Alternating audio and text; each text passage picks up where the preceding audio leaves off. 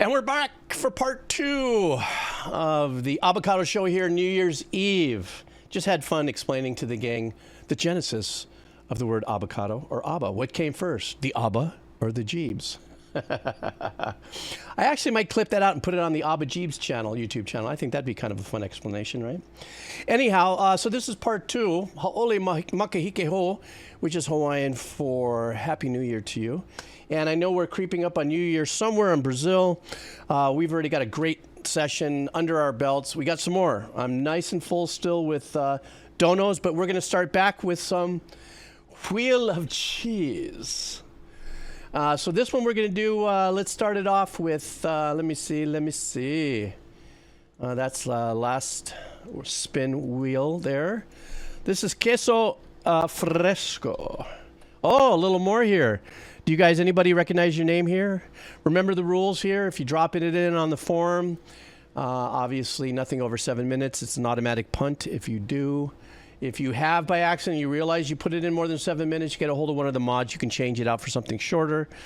The mods in the house right now seem to be 1 a.m. and Turnip. I think Snake might be lurking, and Double A is hanging out with his family. But let's do this. Wheel of cheese. We shall spin. Here we go. All right. Dun, dun, dun, dun, dun, dun, dun, dun, dun, dun, dun. Oh, Sandman bass. Something tells me this person might be a bass player. Sandman bass, you are the winner of Queso Fresco. And let's see what you would like us to listen to here. Sandman bass wants us to check out a band called Etherius. Is that what this is? Stand by. Etherius. And the name of the track is Hymns of the Crimson River. Oh, good. Another live performance. Wow, this has been a great stream because you guys know how much I love live. This is instrumental metal from New Jersey.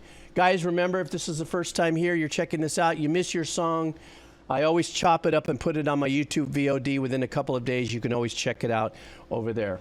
Okay, let's do this. This is from Sandman Bass. Name of the band is Etherius, and it's Hymns of the How Do You Do. Whoops. I said how do you do because I clicked it too fast and didn't see that. Here we go.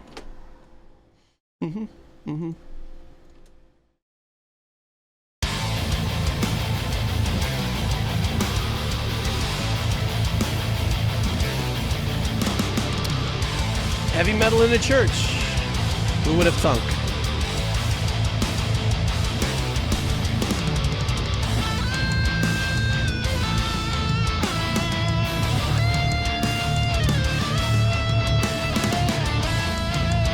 I'm sorry, but I'm listening to the engineering of the drums. They sound fantastic.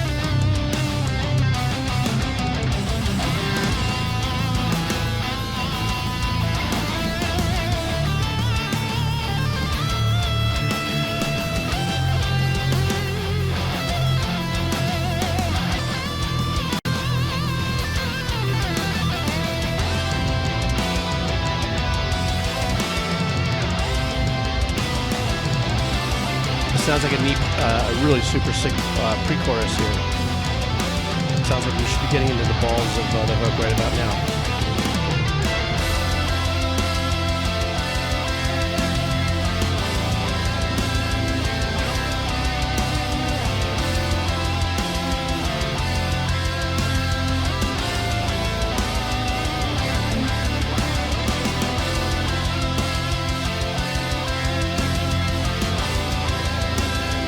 Nice, not overdone, not over smoked. Getting that melody drilled into our head.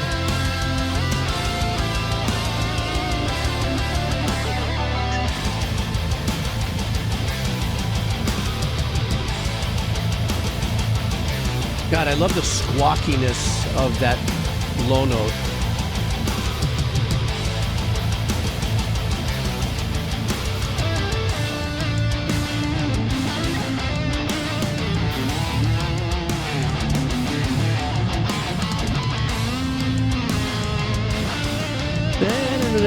I like that.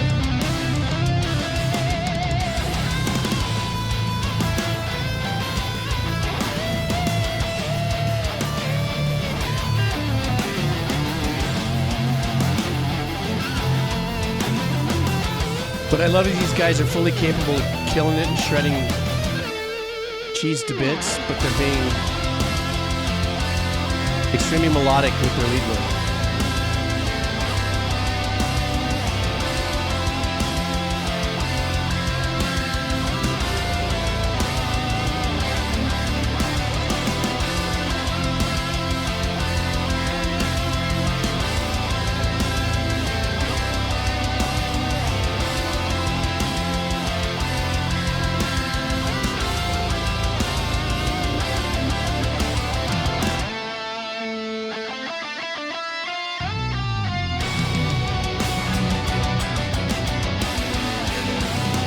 Sounded like they had an octave split on that, or a harmonizer.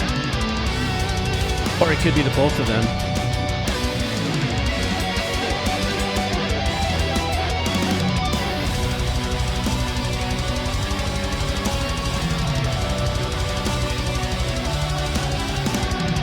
That choral pad work in the background, giving it a little bit more of a symphonic-y vibe, which matches perfect for a church background. Oh, that was it? Bummer. I was getting so into that. Loved the fact that this was really extremely melodic. Sometimes when I listen to metal instrumentals, I know that the musicians are so within their skill sets to completely tear, shred, rip, and torment our essence of awe, meaning like with their musicianship. But to weave a great piece of music that has some kind of a melodic impact is probably just as much work as it is to woodshed to get sweeps and arpeggiations and stuff together. Because I also know it's a holdback thing. You know, write a piece of music versus, you know, skill set. Love the sound of the drums. Remember, I opened up with that as well, too. For some reason, I started listening to it. I was going, man, the placements in the mix is great. But also the width of the toms. I don't know why. I just kind of went, eh. Yeah, I was getting into it, too. Turn up. I was like, yeah, let's keep going. I was like, qua? Give me another 3 minutes at least, guys. Anyhow, we have one more wheel of cheese before we get on to the donos. I said wheats. Wheats gets on. Utes. Hey, Utes. Wheats. Utes. Remember that scene in my cousin Vinny, between the judge and Pesci? Utes. You know, Utes. Utes. Utes. So I just said wheats. These two Utes. All right, here we go. This is some queso pobre coming at us. Oh, that's pretty splintered up. You guys ready? Let's go. 1, 2, 3. Let's begin. Utes. You know, the two Utes. Oh, just missed Panchy Cake. Okay, who's this? Big Bistro. All right. Big Bistro, you be the winner. Let's see what Big Bistro would like. Big Bistro would like us to check out a band. And this one is called, excuse me. All right, I'm going to say this wrong, and it looks like it might be from an anime. Oh, it's featuring, without a doubt, if it wasn't for this journey, would have never known of this artist, and which I'm an amazeball fan of. It's featuring Ado. And this one, the artist is Hiiragikarai. And I don't know if maybe that's already I've done from that. The name of this track is Loveka. Loveka. Loveka? Okay. Anyhow, this is featuring Ado, so I know what we are in for. So let's do this. All right.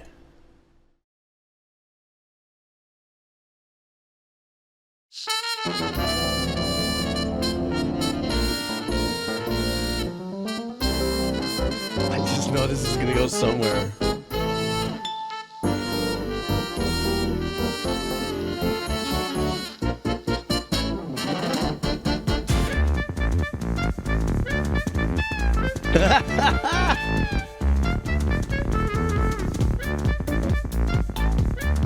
This is great.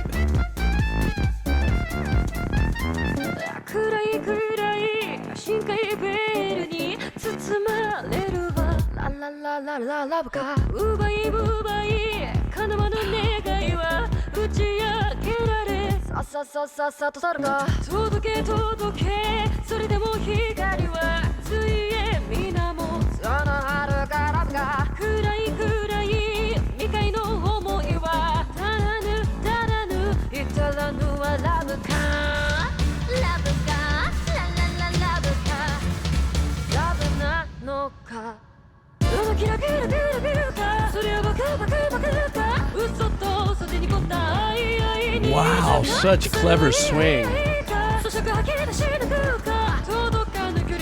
Great production, jeez.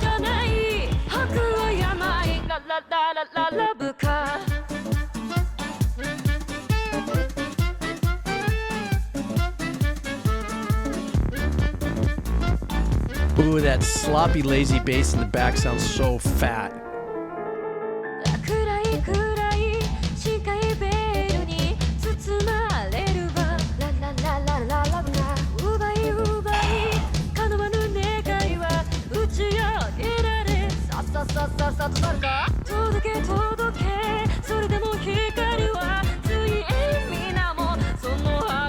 Funny little rhythm twist right there. That was great.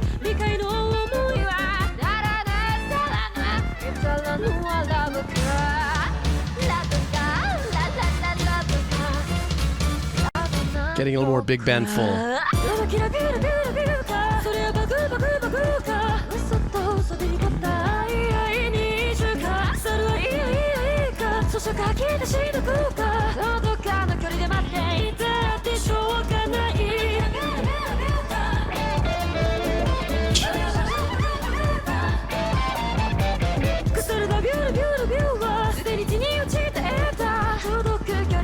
It's like abstract swing. Oh. The thing she does with her voice. Frick.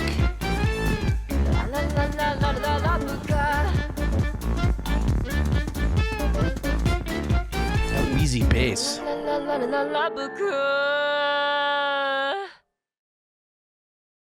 I'm going to admit something here. I think if I was ever to actually meet this young lady, would be one of the very few times in my life that I would actually fanboy. You know what I'm saying? Like, just be sitting there and just be like, who are you? What an incredible talent she is. The changes in the tones of her voice and where she positions her vocals in different parts of her nose and her mouth and all kinds of dynamic inflections that she puts in there. And every single track, she gives it 150%. This was a really super great arrangement as far as this being kind of, I want to say a little more pop swing than big band, because there wasn't really big horn sections and stuff going in there. There was the elements and the essence of those arrangements in there every now and then that would pop up. But as far as I'm concerned, her as a vocalist, she's absolutely amazing. And, you know, and there's a part of me that goes, you know, I want to maybe, I don't know any by first name. I don't know, or contact. I don't know any other reactors on YouTube, but I would love to get like one of her tracks sent to that one lady. I really enjoy listening to this one called the Charisma Artist or something, or the Charisma Vocalist. She's an opera singer, or she's a teacher and all that. I would love, you know, I'd say, hey, you got to listen to this. Tell me what you think about this, for her vocal breakdowns, you know what I'm saying? Who could talk mountains more than I could about what it takes to do what this this artist does. Charisma, the charismatic voice. Thank you, Judgment. Anyhow, I'm just saying, I'm officially just a huge fan of this young lady and her talents and where she pushes it. Just amazeballs. Whew. Okay.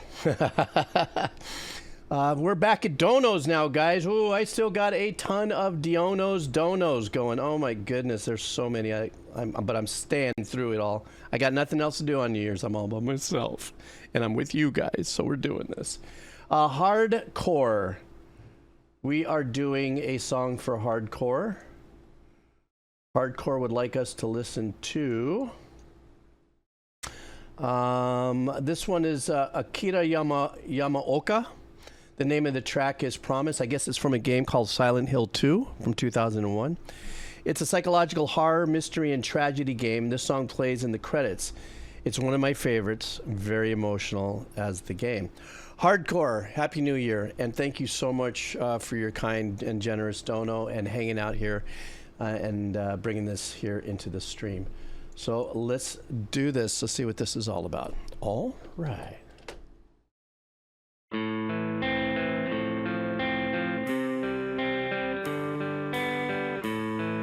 Oh, he's the composer. Okay.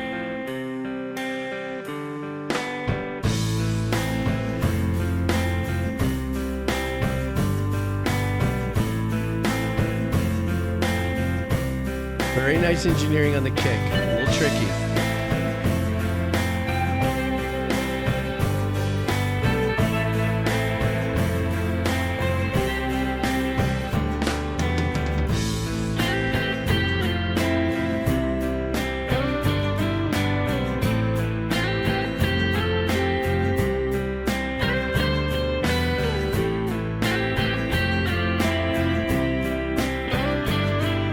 That's what it was, SB. I was going, what is this? Got that vibe.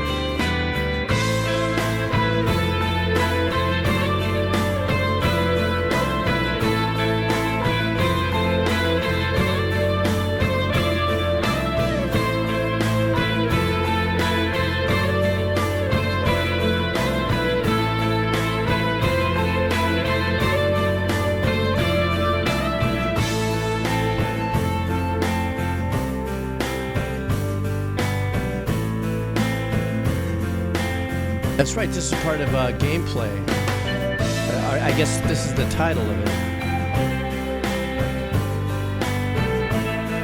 It's like the somber finishing of a game, like you've gotten there, but it's been abusive, psychologically, game-wise.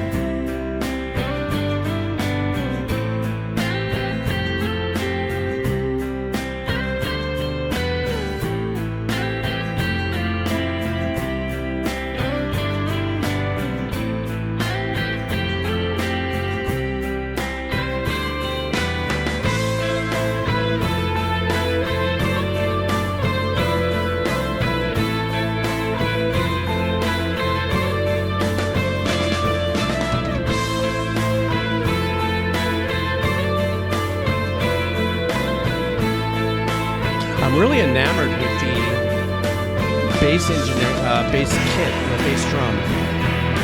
Very wide in the ambience.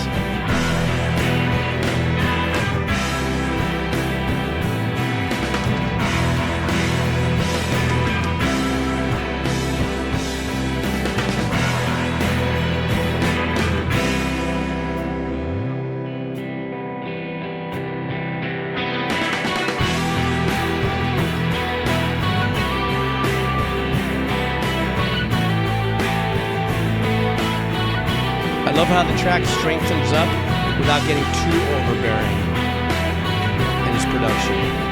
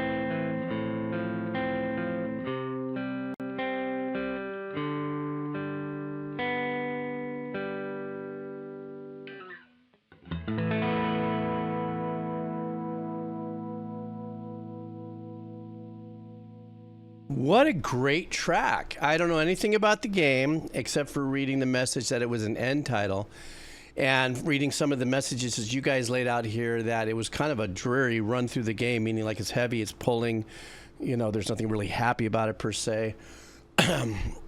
Maybe by looking at the thumbnail, maybe as you win, you're not maybe as overjoyed with winning as much as you are more like, phew.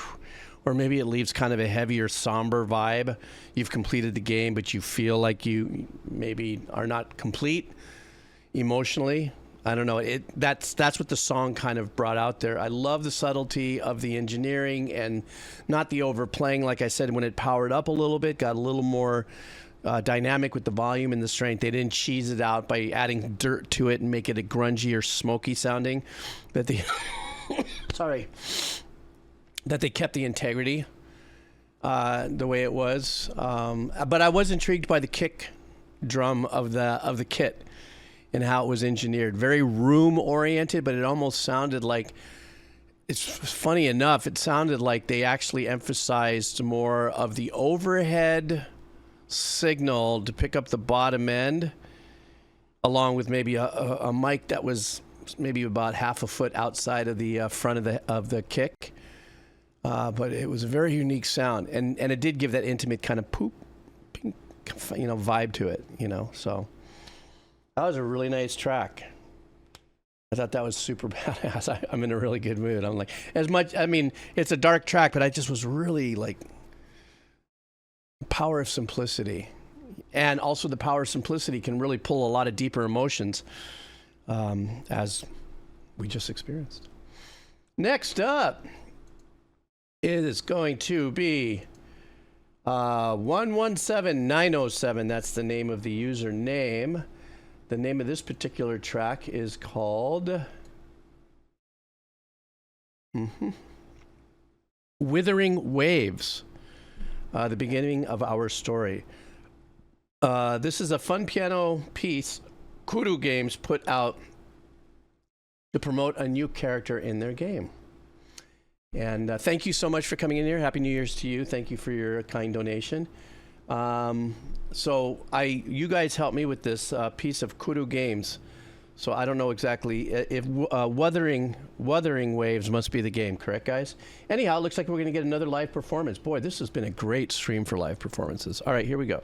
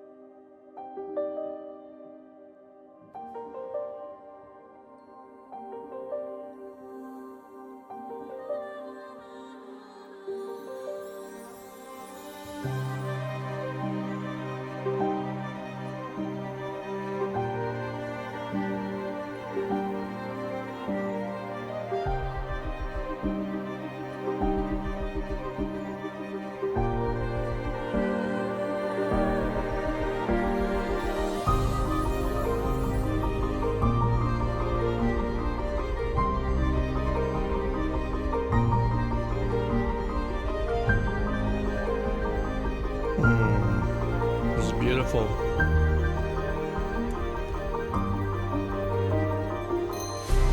Incredible animation, jeez.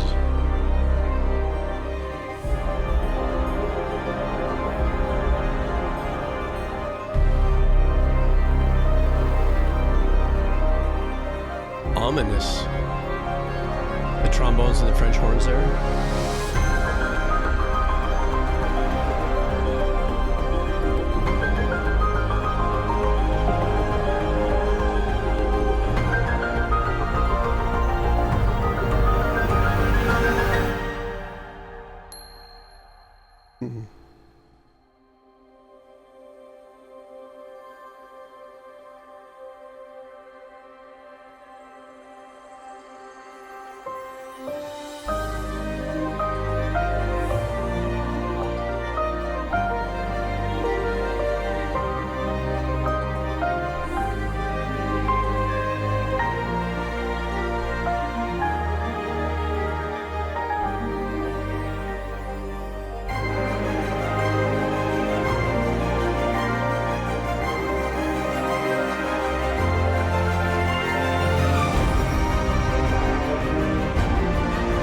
richness that the brass section brings in here.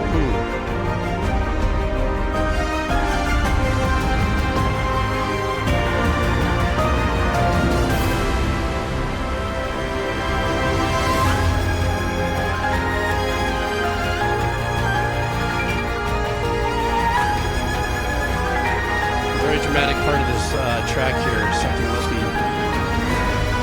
fairly powerful happening in the game at this point.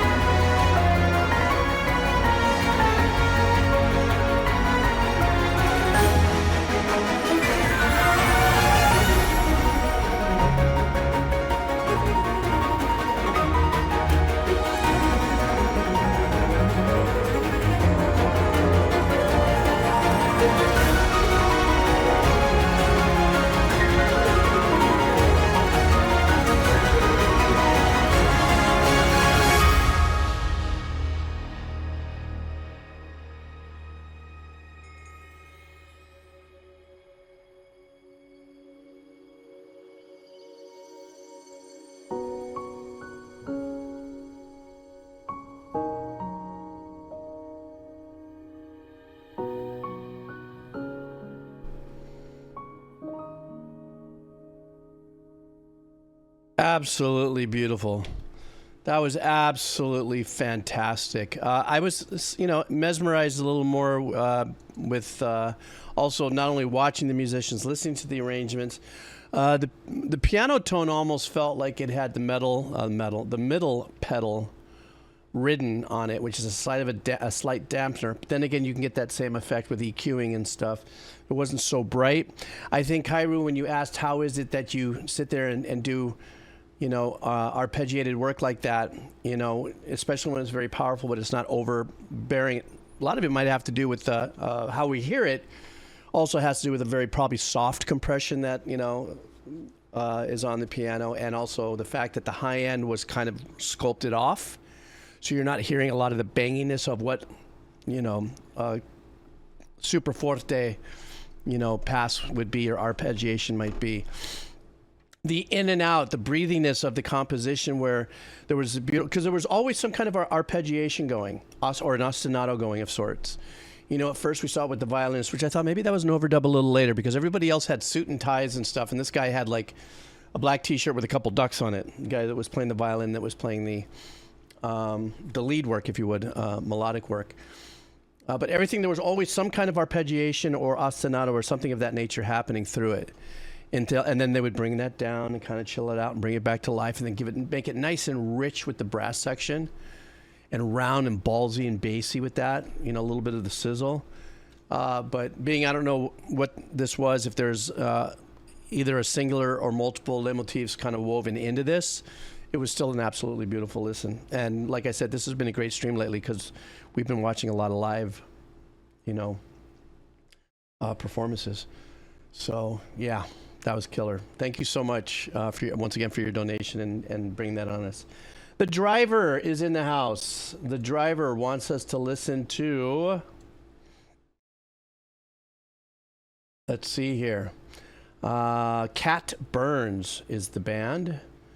And the name of the track is Live More and Love More. A short but sweet track with a powerful message I think is fitting for the start of the new year. That's what I'm talking about. Started off on a positive note here.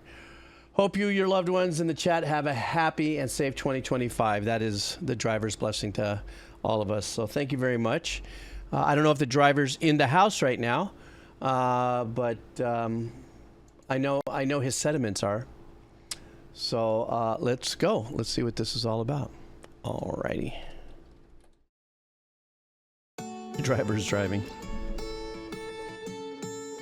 Since I've gotten older, I've realized we all care about things that don't really matter. We're just told it does, and now we're all trying to keep our heads above the water. But what if we don't wanna? If there's something you wanna do, just do it. Don't let your head stop your heart from moving. If there's someone you wanna talk to them. Who knows who we'd be? Great engineering on the vocals. And I love the tone of her voice. We all just need to live.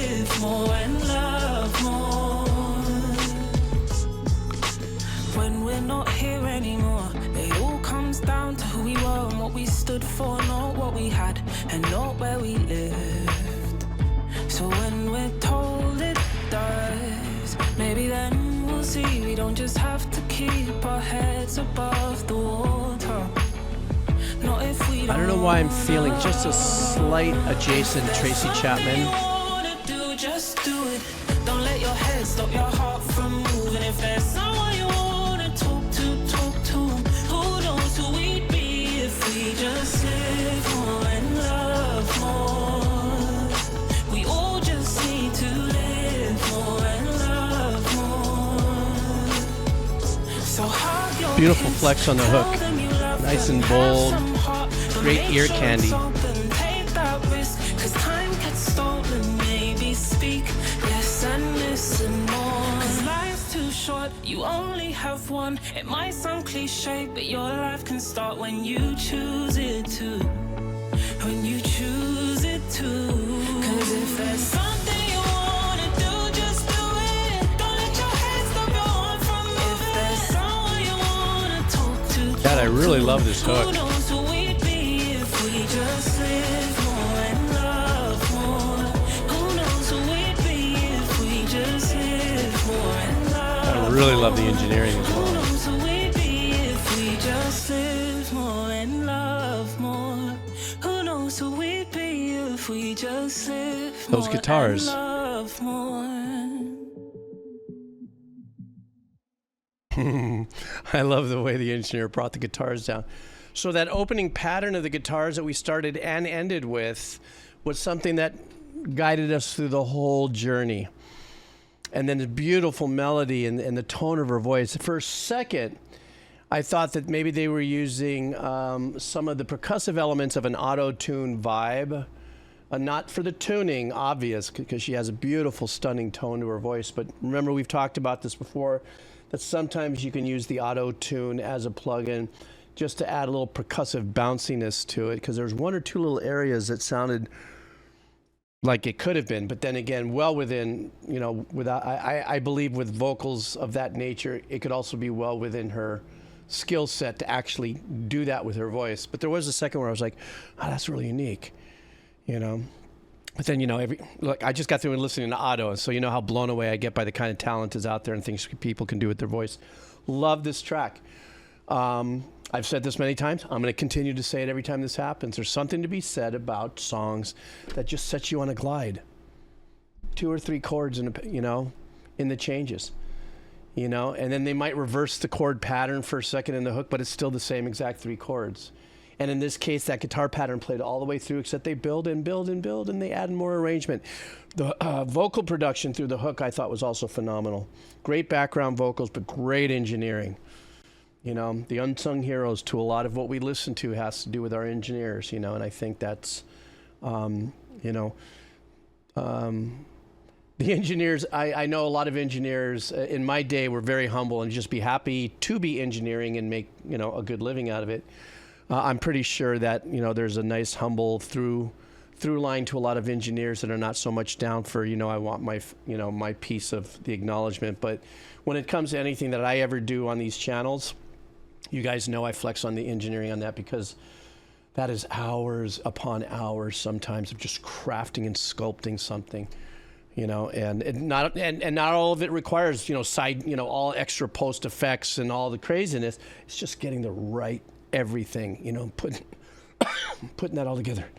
Geez, I've been having a hell of a time with my lungs today, haven't I? It's like I can't breathe and talk, but I'm okay. All righty.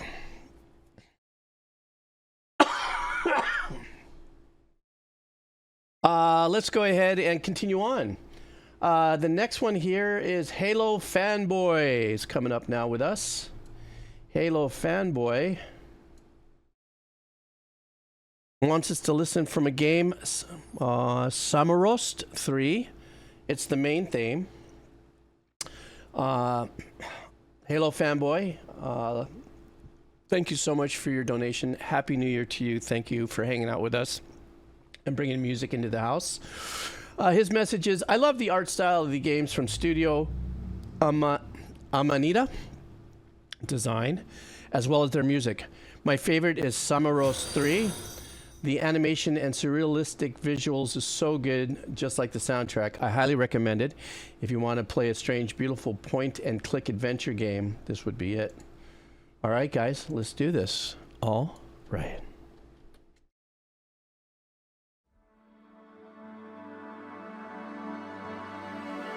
Ooh, I love the stringy opening like that. Ooh, kind of opens you up.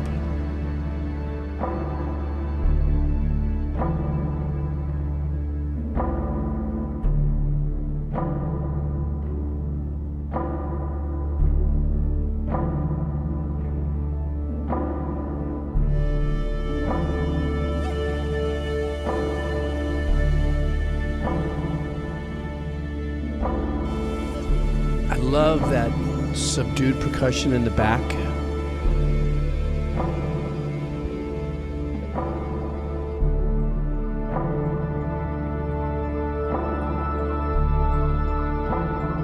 Very transfixing.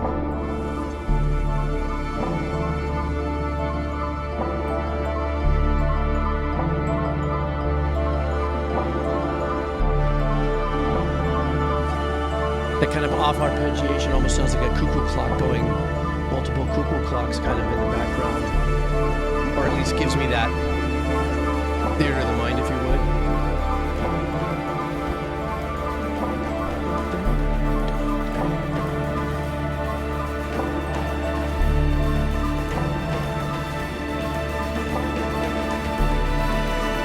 It sounds like we're going to move into a whole fun section now, percussively.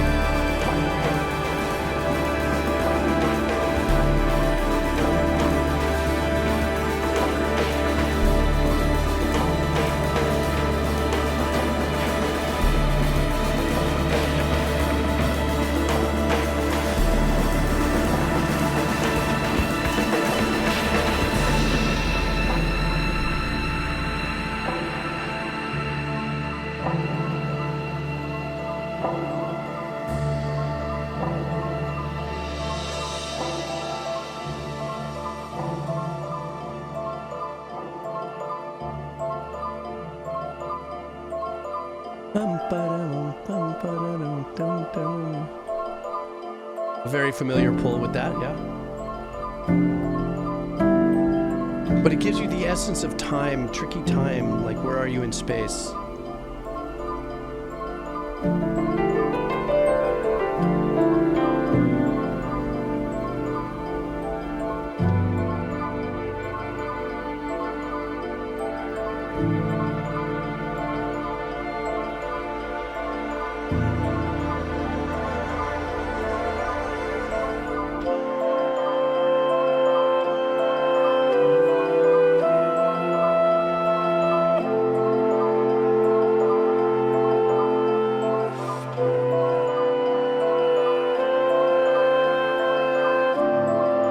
Love this infusion. You can even hear the musician inhaling.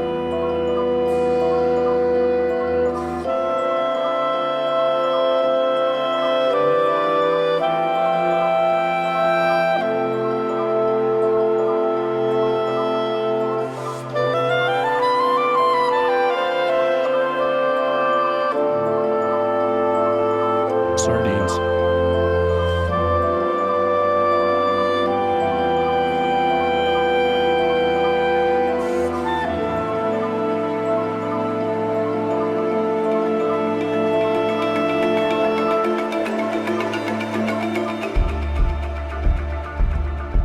Love that.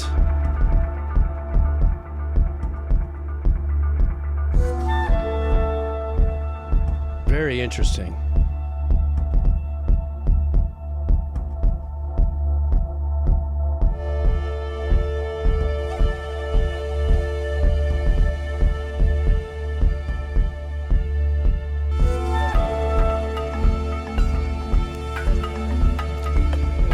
Ooh, I love this.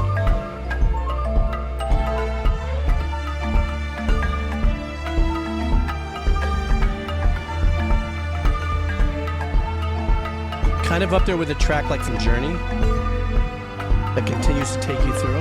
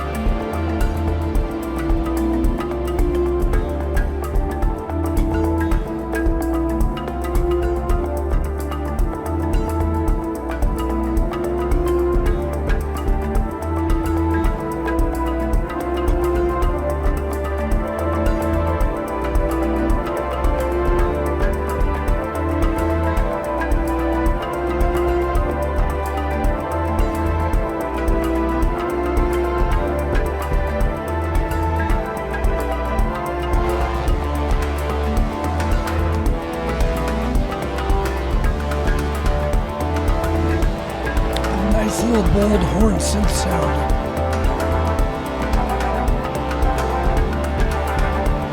Love that.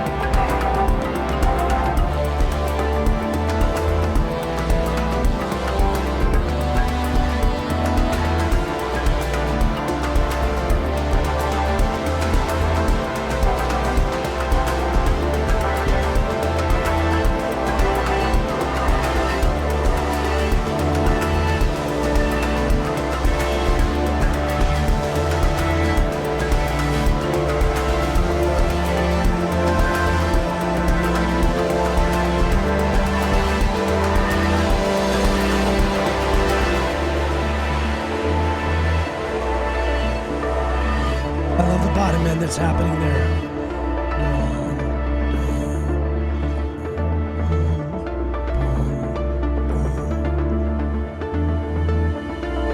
One of the secret arpeggiations back there that was going on.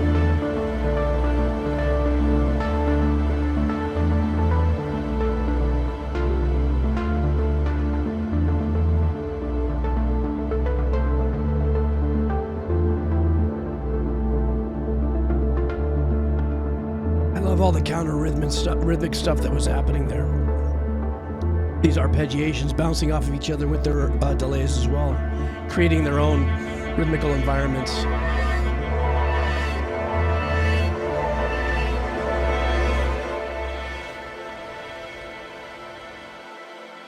What a really nice little let go to the release of the track. First of all, guys, I am okay, but I did choke myself pretty bad. That's why I sound like this, but I'll be fine. It takes a little longer for my voice to recover. I really, really, really, really enjoyed this track. Very much so in the same vein as, like I had said earlier, which was like Journey, something wide open and flowing. I would love to see what this game is all about as far as its core, because I guess this was the main theme. So maybe this is like within this is something that's establishing the rest of the soundtrack throughout the game. We'll have very unique elements that might pull from that same arrangement that we heard. You know, it actually stayed in one key, if you would. I don't think it drifted out. I mean, there were some arrangements that went around it, but it all stayed with a tonic kind of skating through the whole thing. Dum dun dun dun dun. I think that was the tone that went throughout the whole track, and all the arpeggiations were bouncing around it, and bass lines were going around this. But this was the sell point, you know. But I love the vibe and the essence of it, so much so that even when I was choking, I was choking to the rhythm of this. I thought it was a fantastic track. All right, let me refresh the data here really quick, and let's see what we got here. Our next one is Liquid in Silco. Liquid in Silco. I know. Quado in there, controlling from the inside out. Probably sticking his finger. So, hey, how are you, Liquid in Silco? Thank you very much. Happy New Year to you. Thank you for coming by. Excuse me. And thank you for your kind dono. And let's just keep going here. We are going to be doing, this track's going to be a minute. And thank you so much always this whole year too for coming in and hanging out with us. The name of this artist is called Ghost Note. The name of the song is Milkshake. Another live performance. Lucky us. Hey, Jeeves, have you heard of Ghost Note before? No, I have not. Founded by two members of the Snarky Puppy. Oh, all right. We already know what we're going into here. They have a rotating cast of members. During their live shows, their band leader, Robert Serite, will often call out to other members to play solos or take the lead. I'm sure it's highly rehearsed, but for me, it really gives a feeling that the band is just jamming live on stage and just having fun. All right, let's check this out. There we go. Here we go. Mono, play something funky. Killer venue. Jeez, look at that.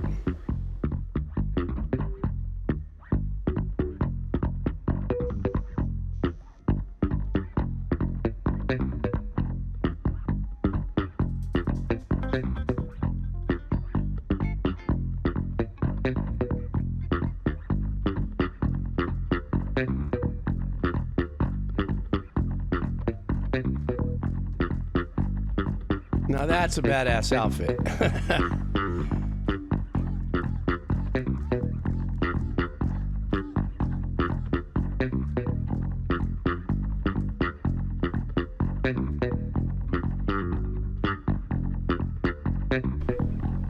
Which is really unique because he's not really slapping.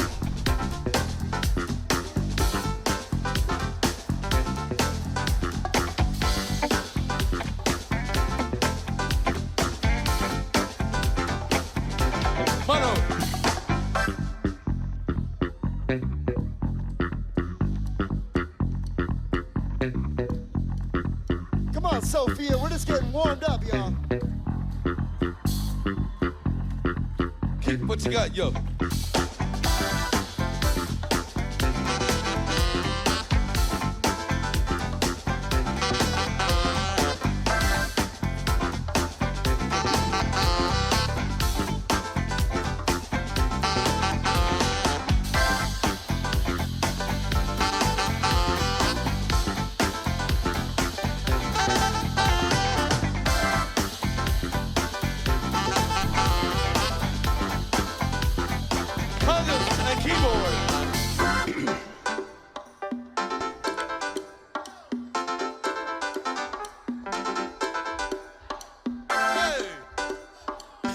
This is giving me Prince vibes, yeah? Revolution, like Funky Revolution.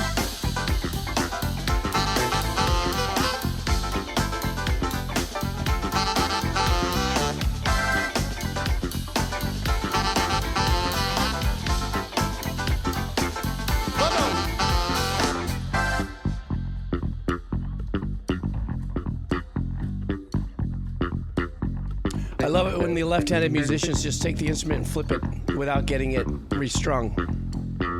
So the high strings are up on the high closer than you. It's reversed.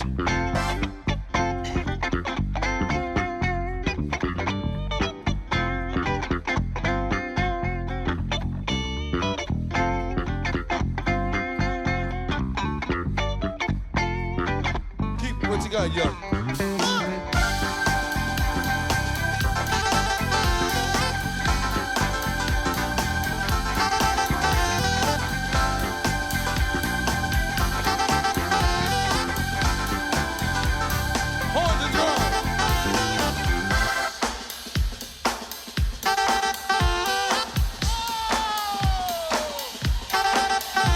Oh, thanks for the heads up, Liquid.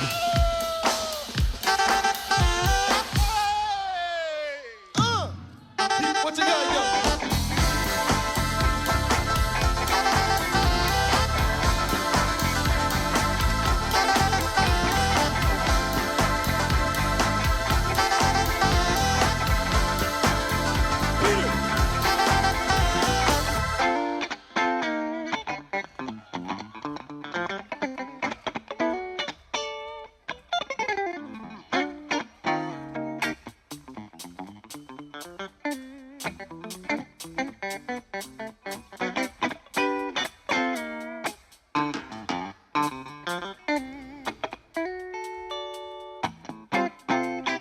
What you got, yo?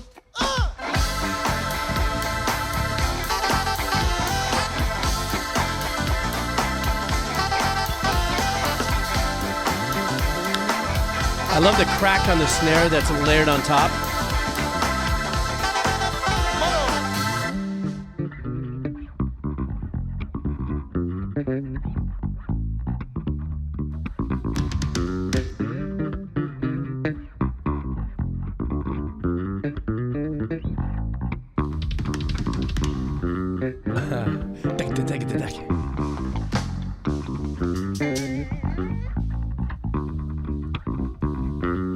I'm sorry, but the bass player, every time I look at him, it reminds me of Spike Lee. I don't know if it's me or what.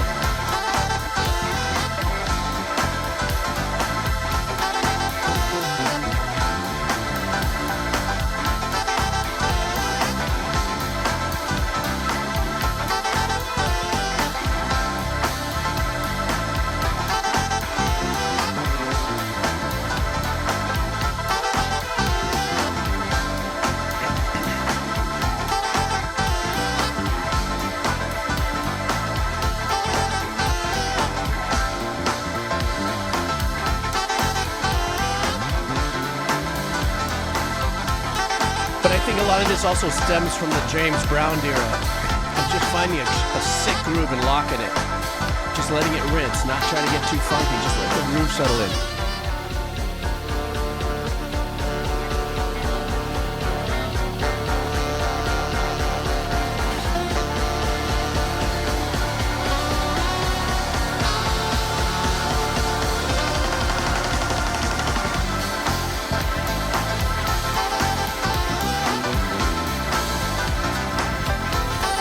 The vibes for me also make me feel like it's, what's the name of that other band that Prince produced that was part of Purple Rain? Leave me on the one, y'all. Morris Time in the Day, I think it is. How y'all feel out there? Y'all ready to get funky? Keep what you got, yo.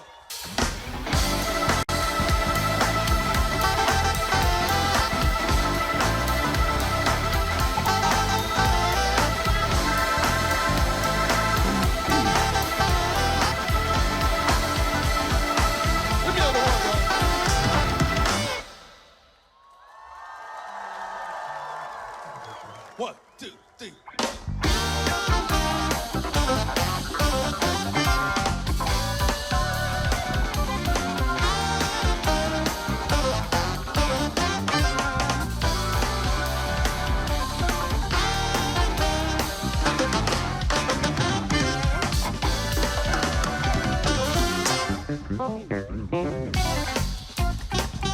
Is that Nathan Wirt, the percussionist for Starkey Puppy that's here as well?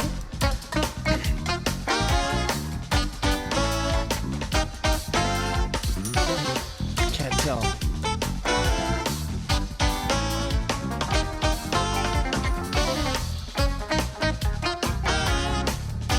Nathan Wirt is a badass percussionist, man.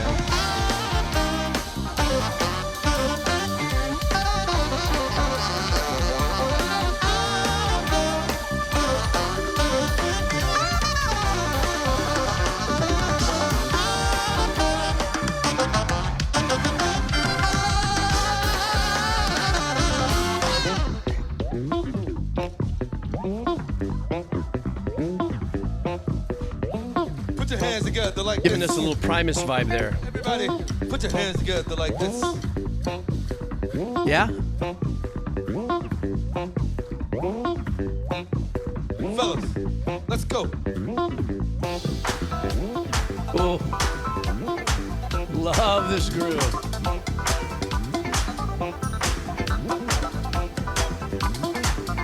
I love the subtle pad in the background. Can you hear it? I just don't know who's playing it.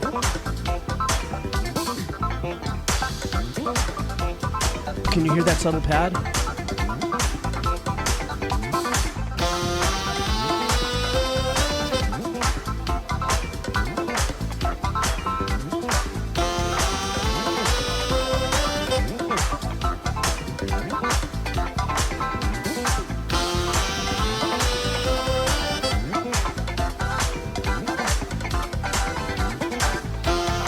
Slick bass moving going on there.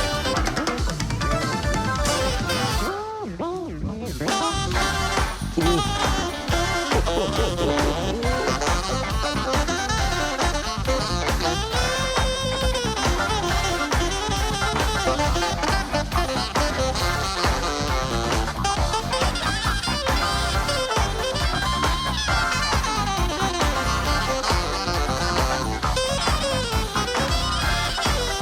That was nice.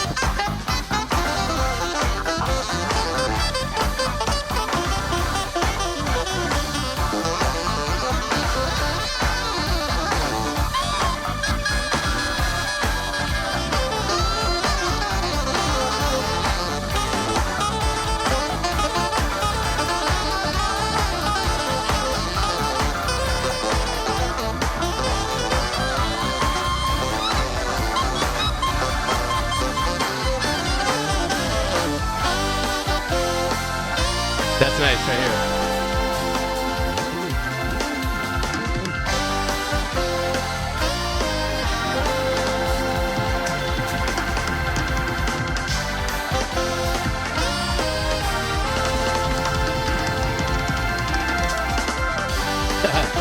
drums and percussion. It's going bang, bang, bang, bang.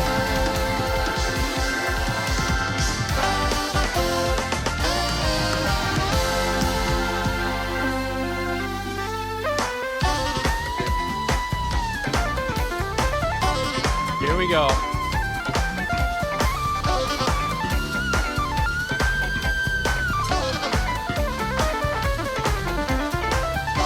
I'm still hearing that pad back there. I don't know about you guys.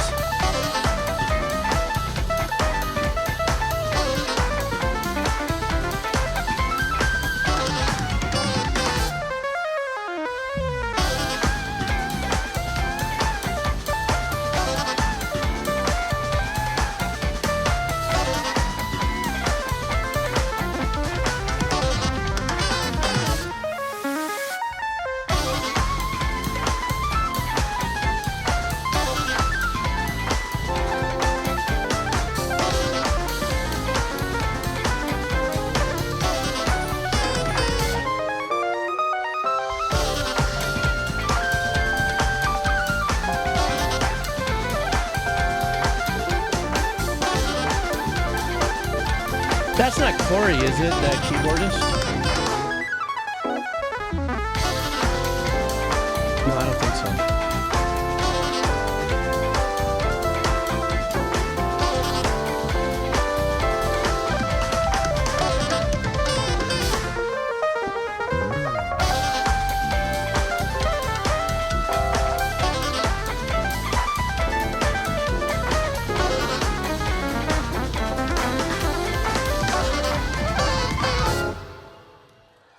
Vaughn, V-Keys, Henry on keyboards. Oh, okay. Vaughn. Vaughn, V-Keys, Henry on keyboards. Y'all like that? Y'all like that? Great. Good. I love those breaks. You're right, Silco.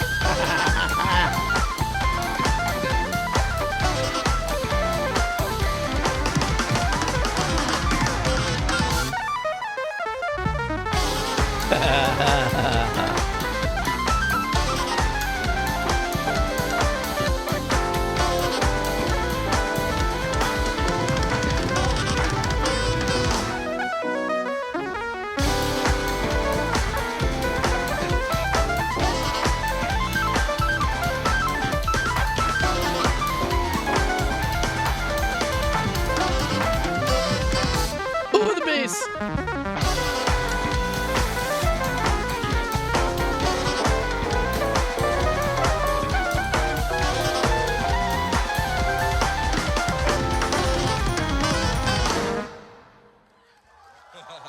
Again on keyboards, Vaughn, V-Keys, Henry. Okay, that was the end of it. Wow, Silco, what a badass send for you here on here.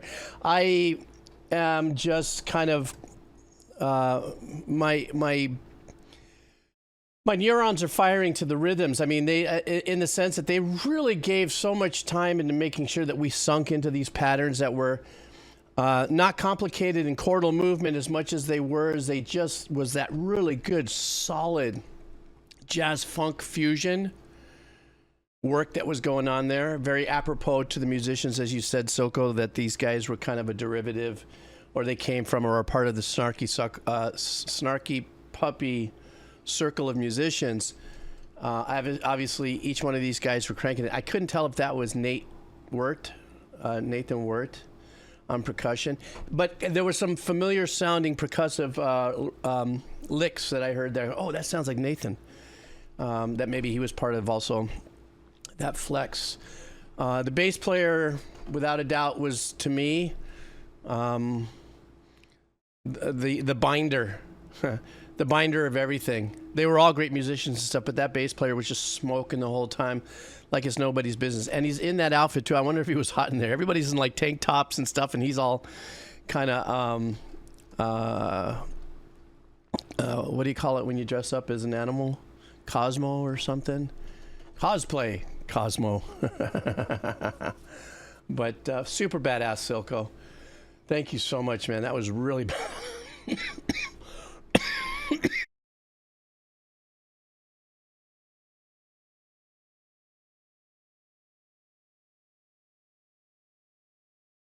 Sorry. Okay, next up is Lisa Wolf. Yay, Lisa. Yes, I'm gonna take a sip of my water.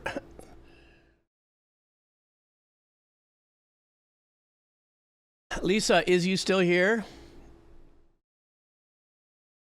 We have your song. There you are, Lisa. So it looks like we're going to listen to a Lisa track.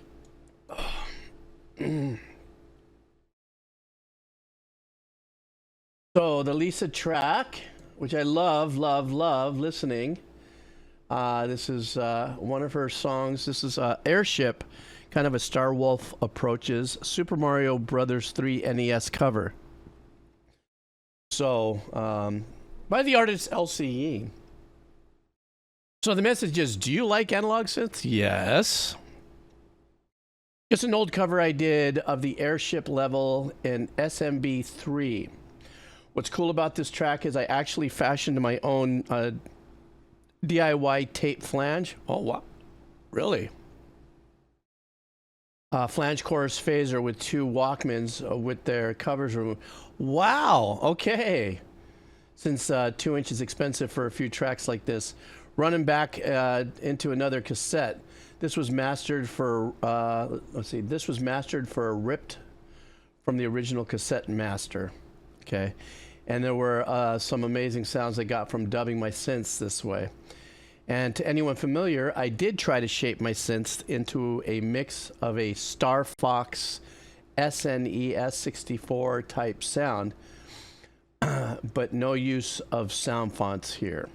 Just oscillation and tape modulation. Oh my God, you are such a nerd. I love it. I love that.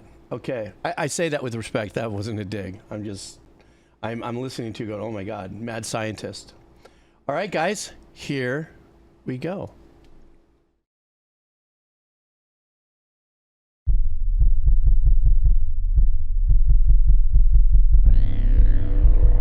Oh, I thought somebody was knocking at my door. I'm hearing the boom, boom, boom.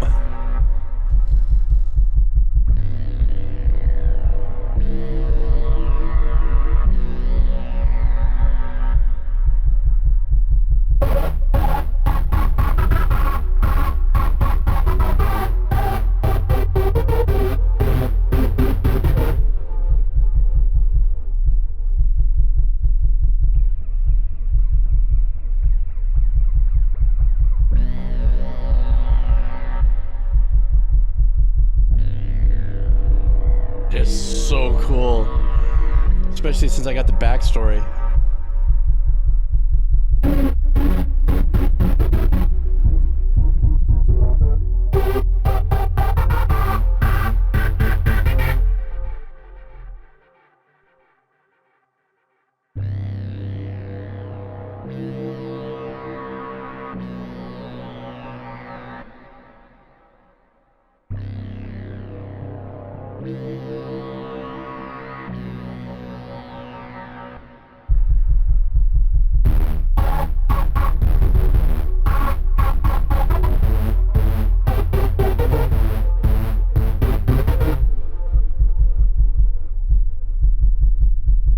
This is such a trip.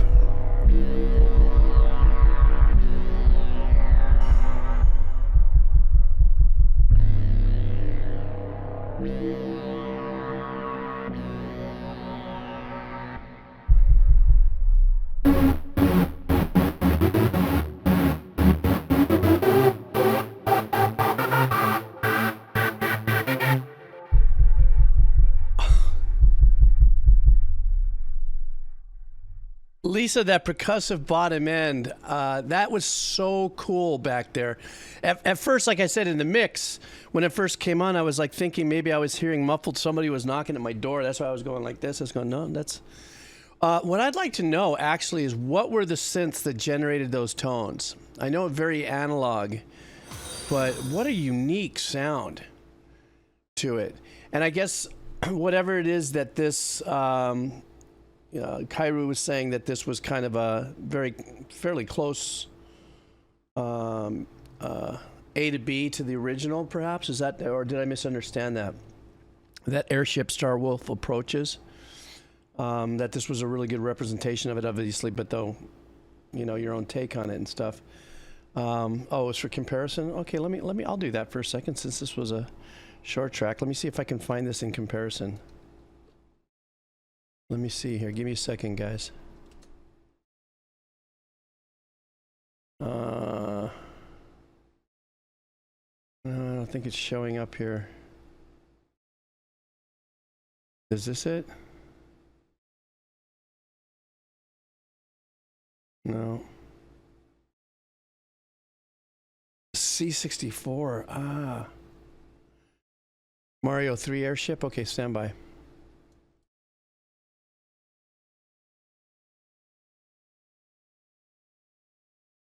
Ah, okay. Let's listen to this for a second. I want to get like in a...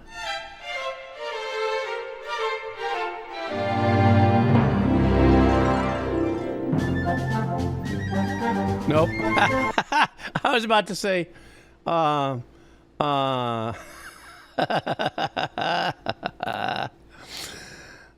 should I type in?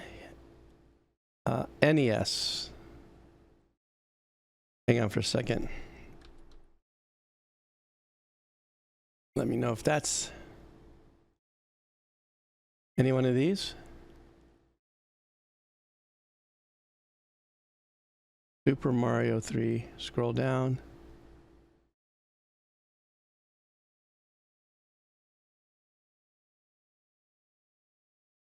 Oh, Airship. Oh, there we go. Thank you. Old man fail. Oh, my throat.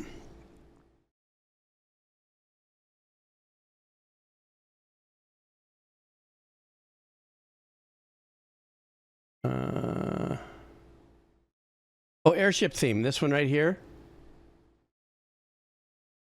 This one that I'm hovering, right? Yep. Okay, let's listen. Finally, thank you. Ah, okay.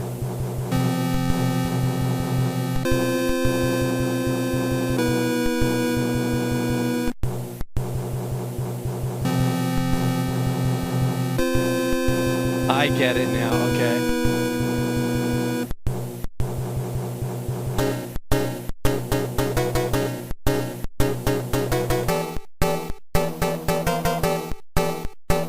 I like the clickiness of the gate kicking.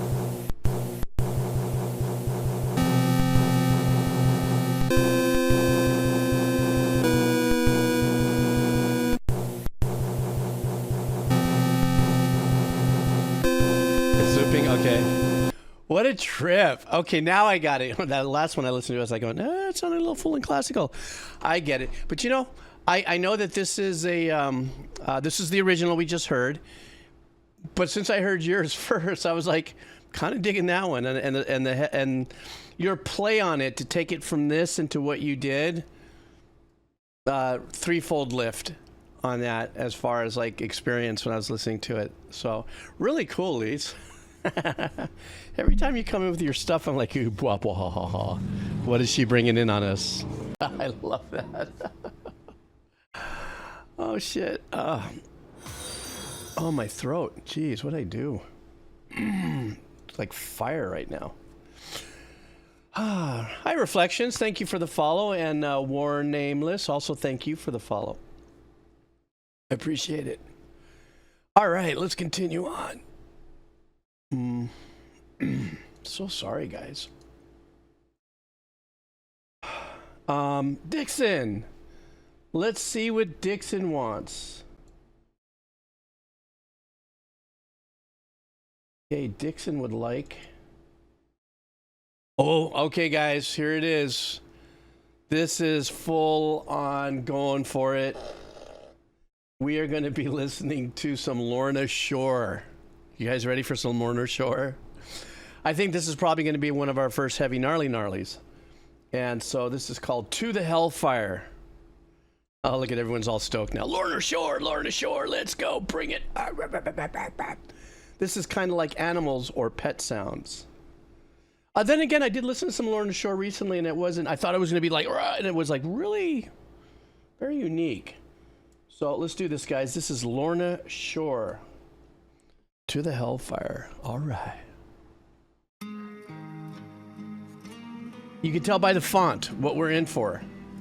You just know what's happening.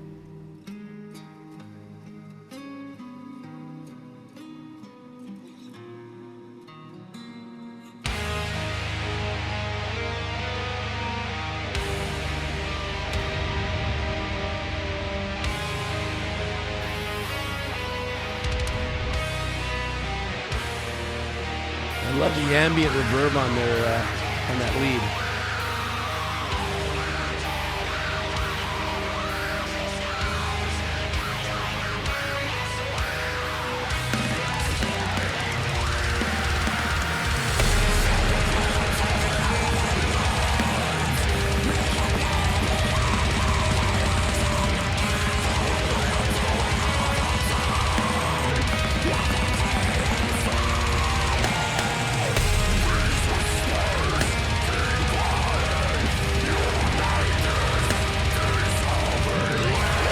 Kick drum.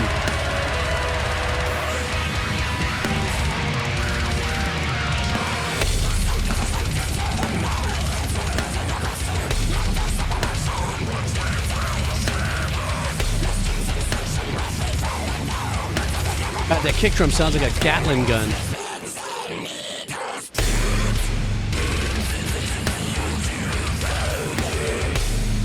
Wow.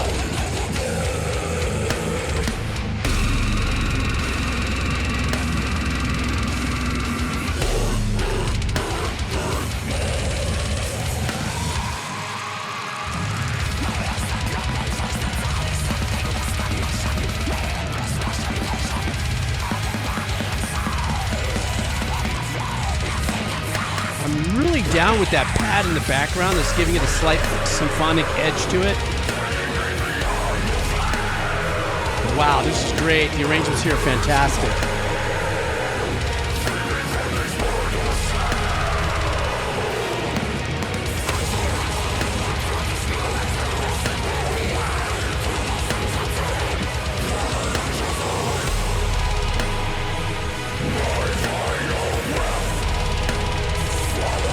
Jeez, this is huge.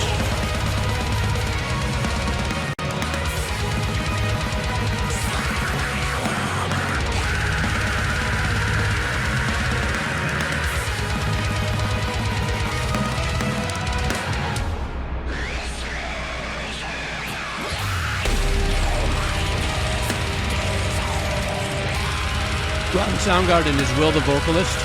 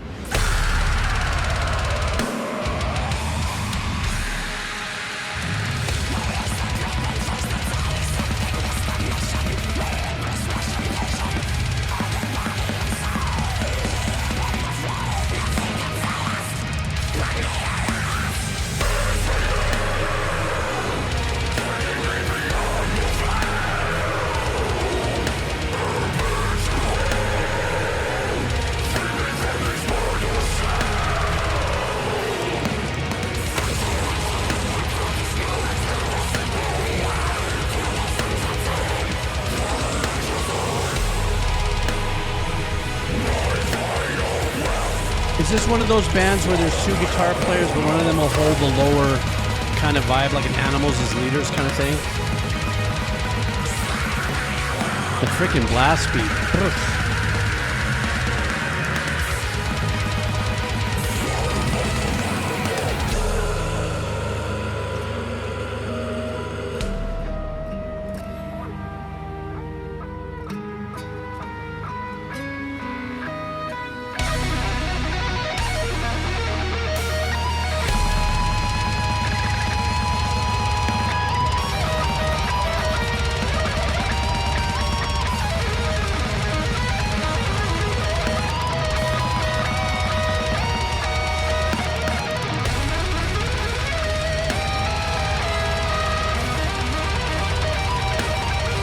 huge choral vocals in the background.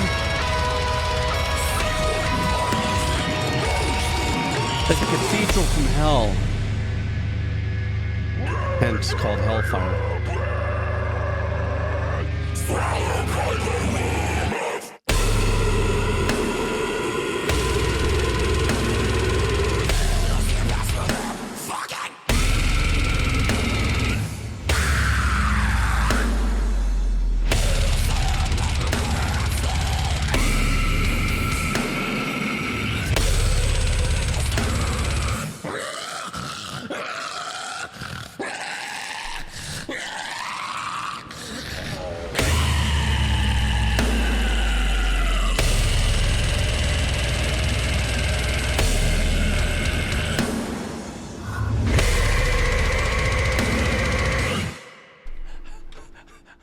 I don't know what to make of this. You guys know I've been doing the heavy metal stuff on the Decomposer Lounge now for over 4 years.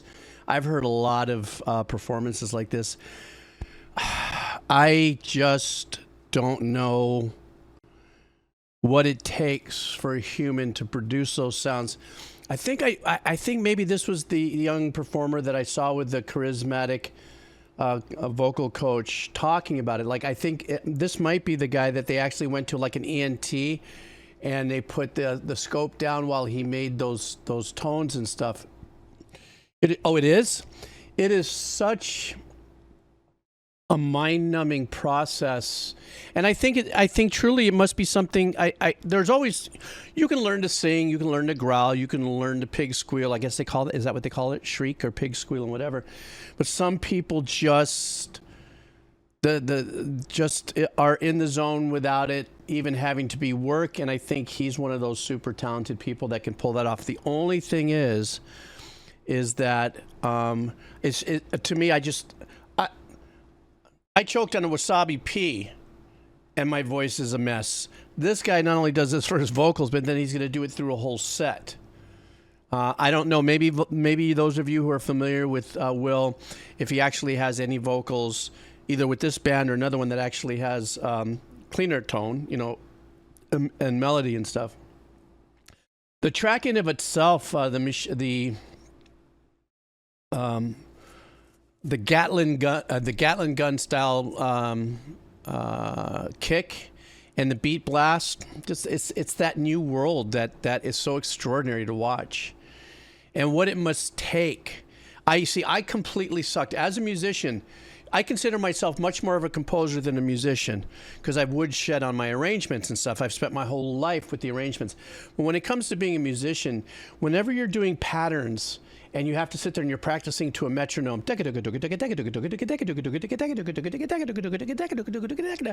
I was an epic fail. My ADHD, ABCD, EF Jeebs that I had, whatever condition I had, I would get very bored and very frustrated, and I couldn't do that. That's why with musicians like this, I'm in just such awe of that ability to, how the drummer's staying in the pocket during this extraordinary kind of musicianship and everything. And the other thing is because obviously this opened up in a church, we knew what kind of a tone we were going to get. I really loved all the background arrangements that were happening there, even though there was no keyboard in the house on the video. There was obviously choral pads and really great arrangements that kept you into that kind of Hellfire kind of vibe, like you were definitely in the bowels of Beelzebub kind of a thing. But I didn't notice a bass.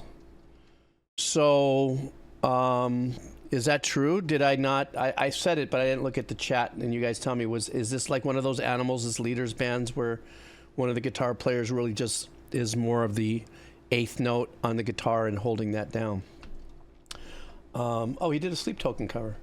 I'd like to hear that at some point, not tonight, but because I'm always curious to say this is a gentleman that just totally does what he does with his voice, and for all we know, probably has an angelic voice on the flip. You know what I mean? So, anyhow, Dixon, for gosh sakes, that was absolutely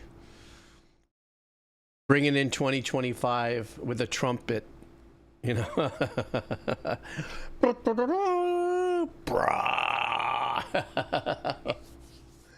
Thank you so much for doing that. That was super badass.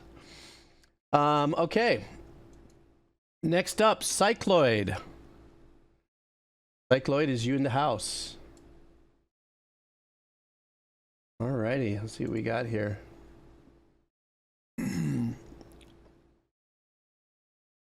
The next track here is, hey Cycloid, how are you? The next track here is from Warframe. A lot of people, a lot of my young people that work at the nonprofit are very big Warframers. This one is called More from Warframe 1999. This song plays as your team sets out on a mission riding motorcycles out of an underground parking area. Okay. Here we go. And Cycloid, Happy New Year to you. And thank you for hanging out all year long and for your donos and dropping in, be it cheesy or dono. Okay, let's go.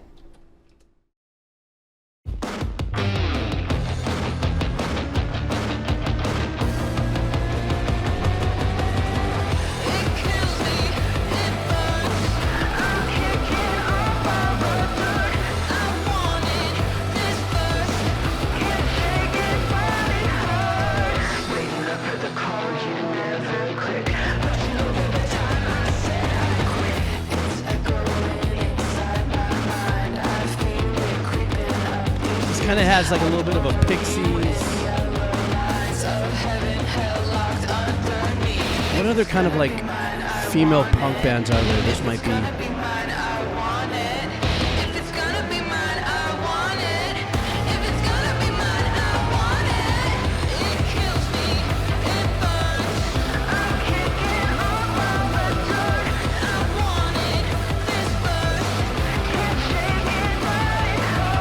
That's another yes. That's a good one.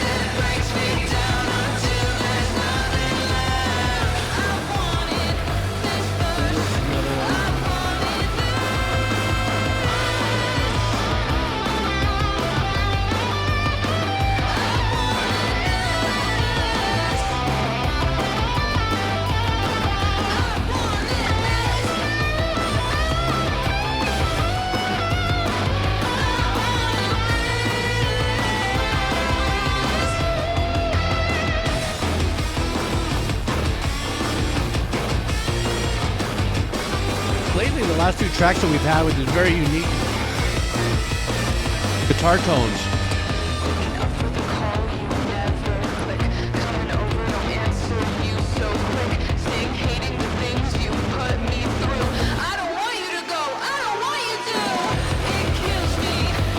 Is this playing during gameplay?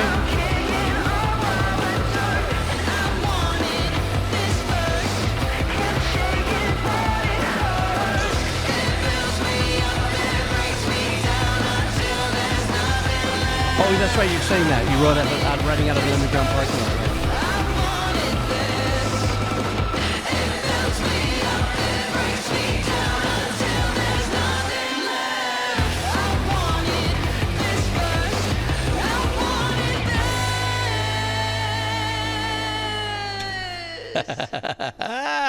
I love the last chord that landed on. So Cycloid, really quick. So if this is a song that actually plays during gameplay, I guess you're driving around, I don't know if you're battling or you're just chasing something or just getting out of this parking lot. But is it a timed segment, or what we just heard, was that a fade into a potential loop as maybe you didn't get out of the parking lot without crashing your something or other, if that was one of those tracks that looped? It definitely had more of a punky girl vibe. Kind of a thing for me. I couldn't pin it because I don't have a lot of experience with girl punk or lady punk. I don't know if there's an actual. You run into a cut. Oh, I see. Oh, I see what you're saying. All right. It makes sense. It's just sometimes I get a little caught off guard when I listen to great tracks like this or to completed works and songs, and people are saying that it's actually part of gameplay. In my mind, I just wonder if that's something that it repeats, or, as I may have mentioned in the past, if there's maybe two mixes of this. One would be a mix that would be more of a single song mix, and then there would be another mix where the composer would actually put together a loop point. Drums fill, drum fill, drum fill, turn around, and the track starts again. But it was very punky, and the engineering was very slick. And apparently this just released a couple months ago. So once again, one of the things that I find that I'm experiencing now as this journey is going into 2025 is how much emphasis is put on engineering to give us these smoky, almost sounds like, you know, a little pushed in the mid-range kind of mixes, rolling off the top end, really making engineering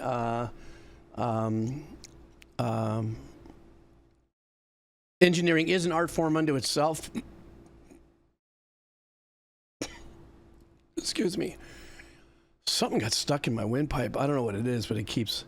but where it just becomes that thing now where it's so important, there's so many new options. Instead of, hey, let's face it, back in the days when I was engineer, it's do the tone alignment, record pad alignment, hit record, musicians do their things, try to get the best balance and everything, and then you just mix it and, you know, send it to mastering and stuff.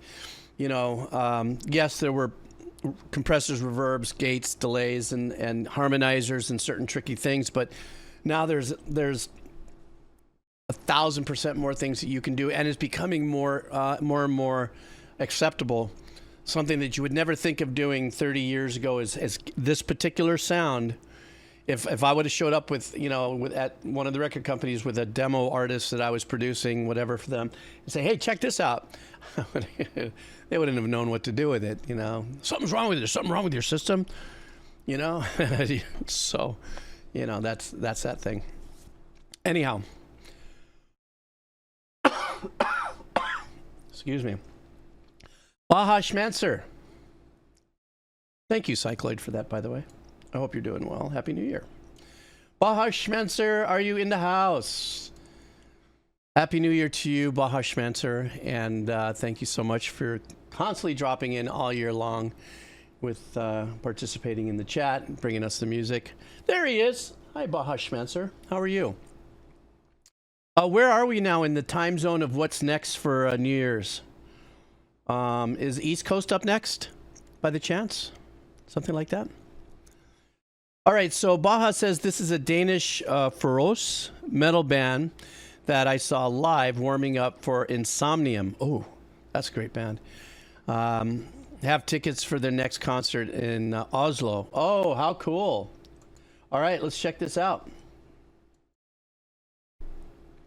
East Coast coming up next for New Year's. Okay, stand by. Here we go.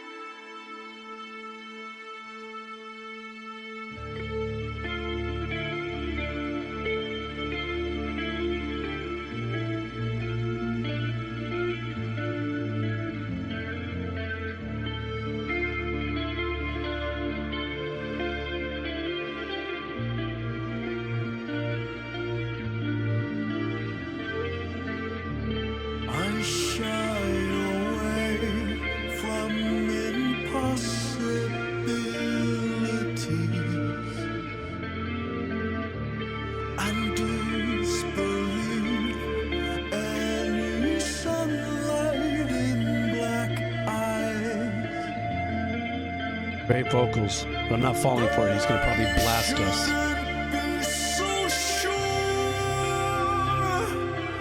Ooh, that's a hard tone to get through with that shape of the mouth.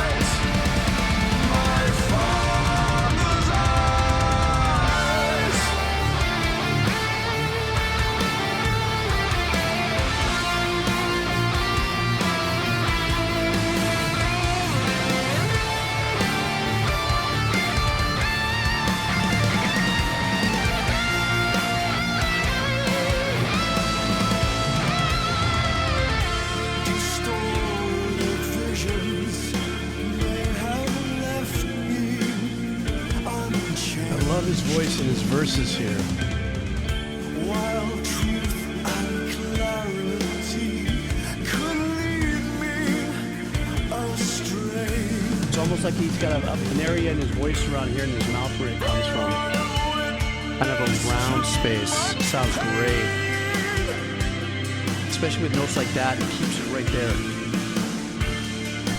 Without choosing, without pride.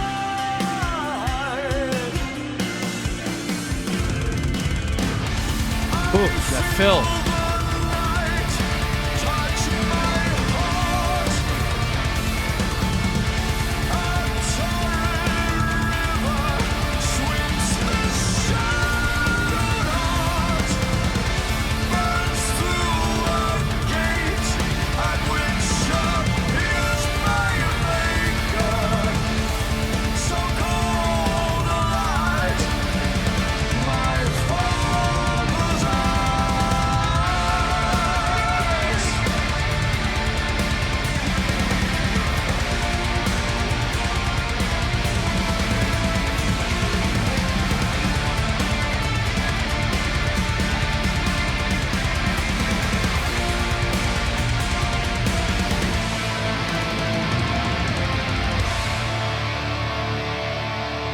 Very passionate.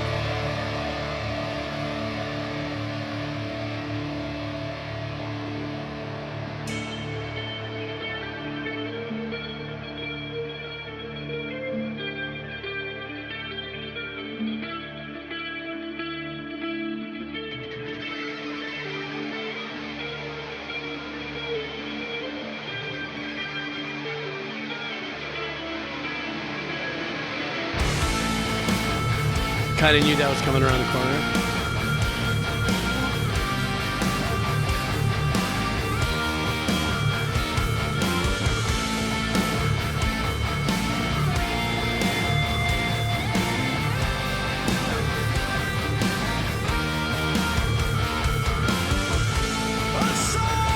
And I really love the tone of the guitar that's holding that melody in the back there. Kind of following the melody he's singing.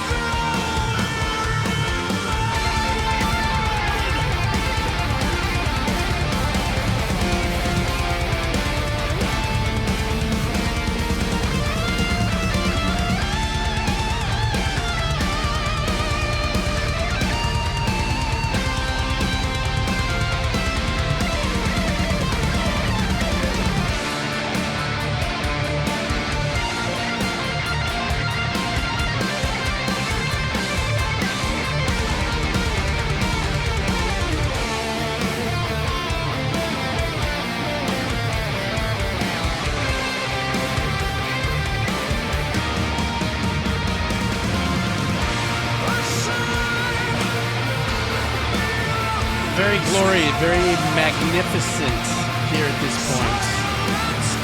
With this kind of power, very ominous power and bold through here.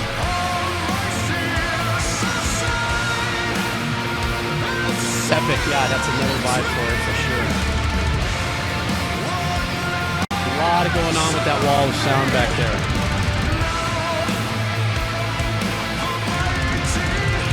Kind of another rinse of the Devin Townsend wall of sound. Is that it? No. Great track. I really love this guy's voice. Let me see if I can find a good stop on him here. There we go. I really love this guy's voice. You know what else is happening? I don't know if it's me. Is there kind of maybe a resurgence of metal tracks that have kind of dove a little back into some of the chord change patterns of the past? So this was just released 4 months ago. And I think in order to have these really epic, giant kind of tracks like this, there's perhaps, and I don't know this because I'm not a metal arranger or composer, but perhaps going back into some of the more rootsier heavy metal chord changes is what we might be kind of vibing with right now, allowing a lot of space and time for melody again. I don't know. I don't know why I'm getting that vibe with this. The tracks were phenomenal. They sounded huge. Even the cleaning parts and stuff are the clean guitar parts. But it really lays for a really super nice arrangements for a vocal like this to really crush it. And I think what it is I know that you're right, the subgenre really, it's important. I think I've been really rinsing really hard on a lot of bands that are very riff oriented. You know, a lot of movement, a lot of rhythmical things, a lot of riff stuff. And, you know, sometimes I hear something like this, I go, oh, this is so powerfully nice and laid back. And I don't mean it laid back like boring or non-aggressive or anything like that, but just compared to some of the stuff like, well, totally different subgenres. But what was the other one we just heard with the pig screeching voice gentleman that was singing?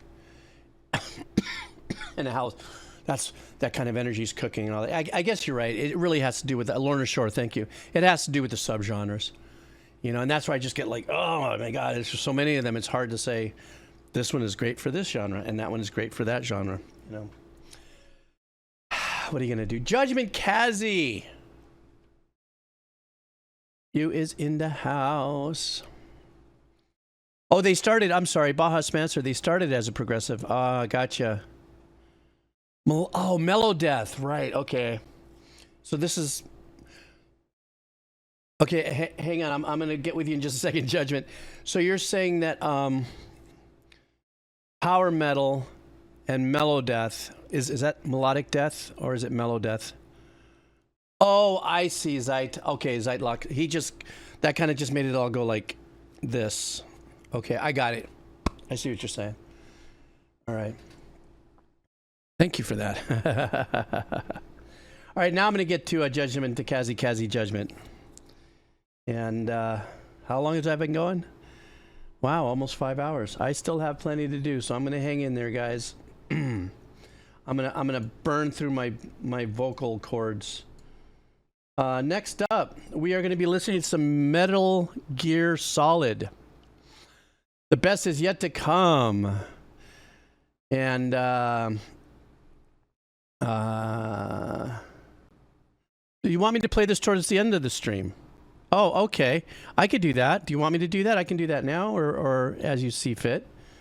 I have no problem with it doing now. You let me know.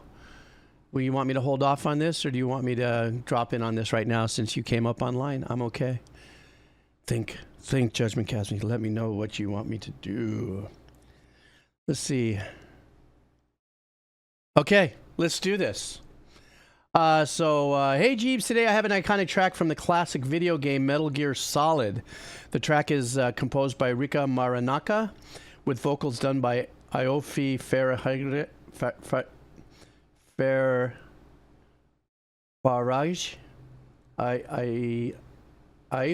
Faraj, forgive me. To set the scene, Solid Snake is sent out on the first major mission to Shadow Moses Island and infiltrate a nuclear disposal facility that has been captured by a terrorist cell called Foxhound. After some successful espionage work, you've managed to stop their plans and take out Foxhound and are now escaping into the Alaskan winter on a snow bike alongside a successful rescued hostage, your love interest. During the escape, the track plays as the credit rolls. The vocals in this are captivating, and the woodwinds. Oh, good woodwinds and some metal in a Metal Gear Solid track. Takes the song from being a 10 over 10 to a 12 over 10. Nice. All right, we're doing this. Guys, it's late for me. I'm going to mispronounce everything. All right, Judgment Kazi and team, let's go.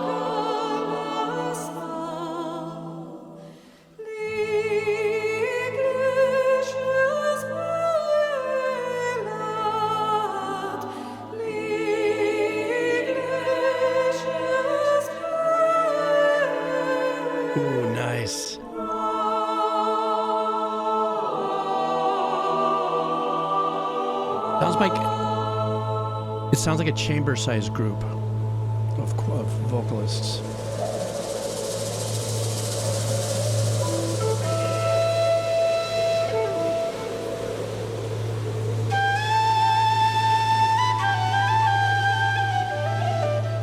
Oof, that is beautiful.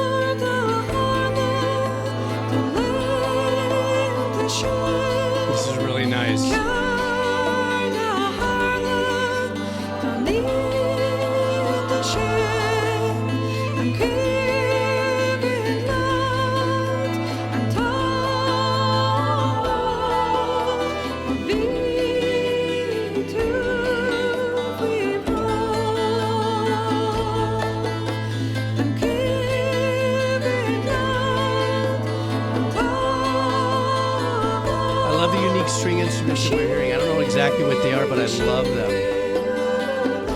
Especially with the percussion, it keeps it very... not Renaissance, what's that other time period?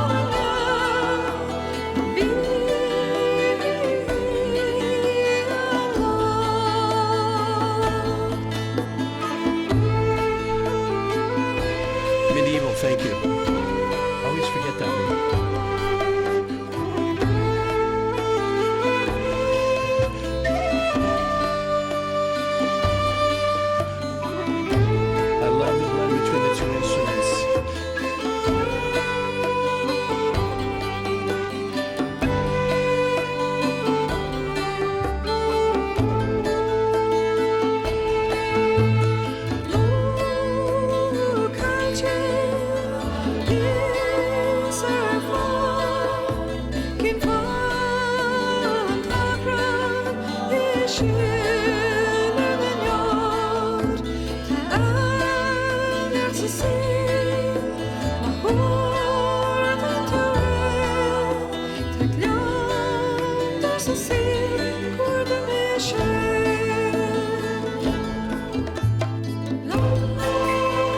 Sorry, some of this string playing vibe here, the picking pattern, it's going to sound way out of left field, but it's making me vibe with California Song of Zeppelin. I don't know why,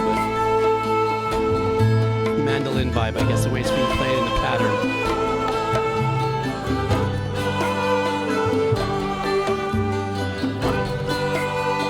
There is a bass back there, but I don't know what kind of, like if it's cultural bass or something.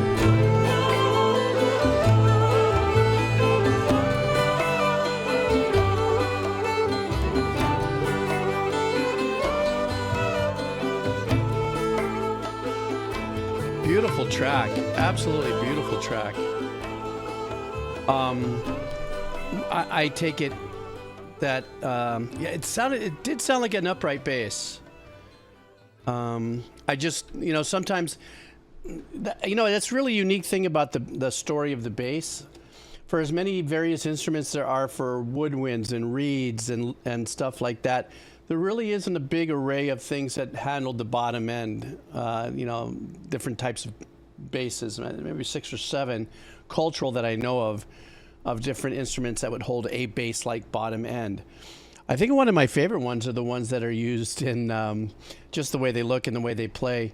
The ones that are used in the Nortanian bands, the guys that are kicking back like this and boom, boom, boom, boom, boom, boom. Anyhow, this track was beautiful. I love the medieval essence of it. I love the building of the vocals of it. It sounded like it was a small chamber choir, maybe 15, 18 singers. You know, it wasn't really super bold. But I, for some reason, I don't know why. Maybe because it said Metal Gear, I was thinking it was going to be a band like the other one that we listen to sometimes. That's extremely metal progressive. But I really love this track. I thought it was really, really super chill, beautiful.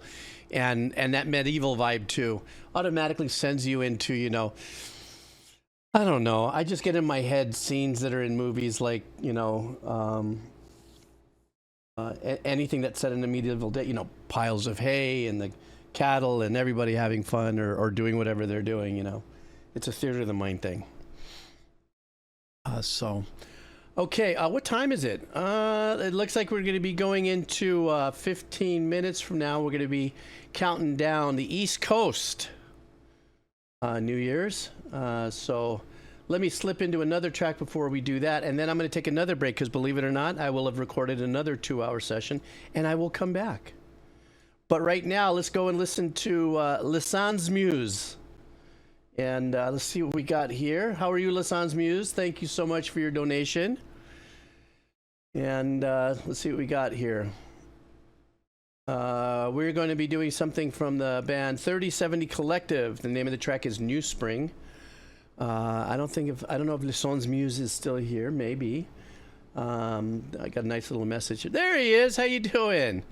All right, here's your track. Happy New Year, Jeeb. So much gratitude to you in this community. Big heart. I hope you enjoy this upbeat tune. And thank you. The feeling's mutual. Mutual? The feeling is mutual. Shit.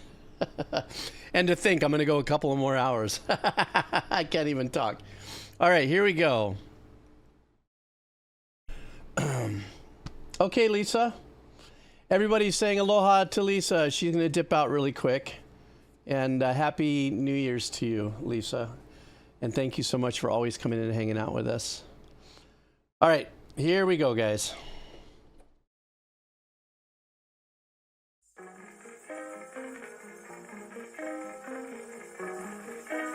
Oh my God, this is a throwback for sure, visually. Kazzy digging out too? Okay.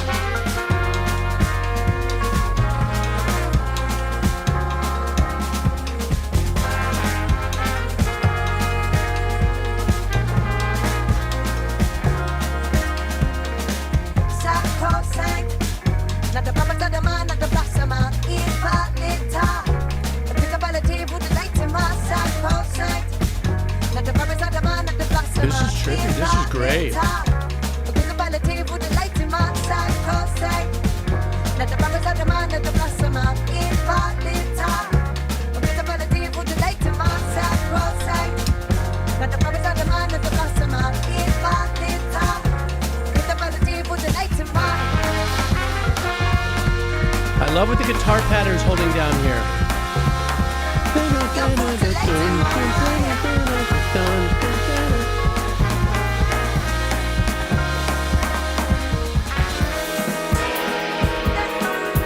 Unexpected. Nice. I dig it. Ooh, that bass.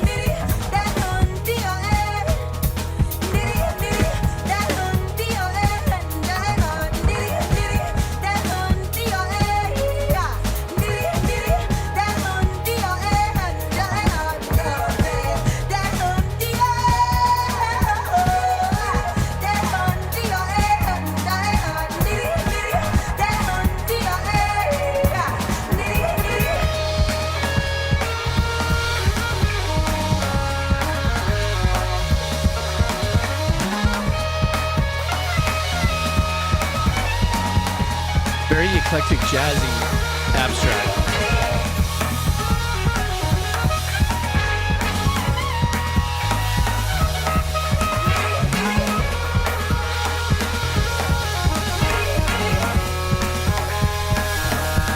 I am all about that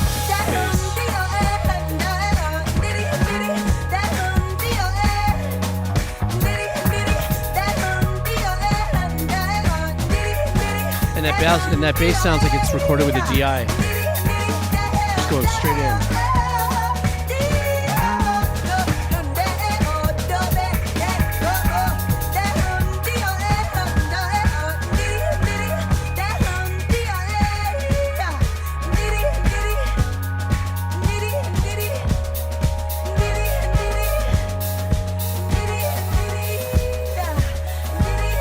Oh, I like this.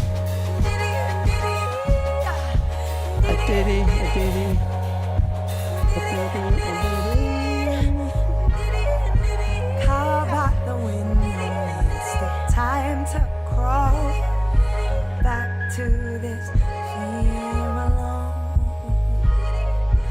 Focal points that divide luminescence. Another trick engineering My perception changes move there. in due time.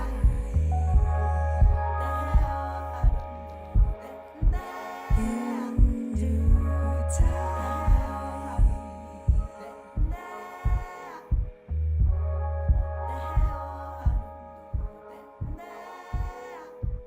What a great track.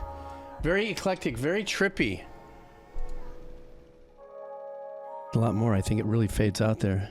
Yeah, super gentle.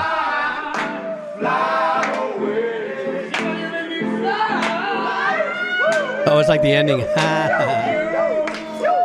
Like they're getting into it. Like, yay, we did that. Yay.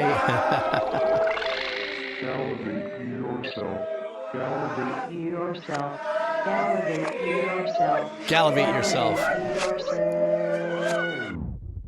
Trippy. What a great track. I loved, there was kind of a,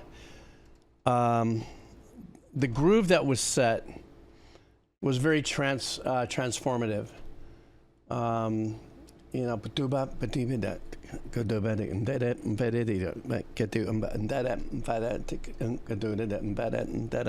there were a couple of areas where there were some shakadoobies, nice little chord changes going on there. I love the pattern the guitar was playing in that first like 2 minutes just to set us up on that casual kind of groove. I loved the tone of her voice. I wasn't quite understanding what she was saying, but I loved I think somebody else had mentioned something about the cadence as well. Very nice, very seductive. Very much like I felt like I would be like as if I was walking down the side street and there was this really cool band hanging out there and like an outdoors kind of you know, smoky pub or something like that, you know, maybe in some kind of rural part of a town, and pulling it together. Really nice, kind of sexy, if I do say so my damn self.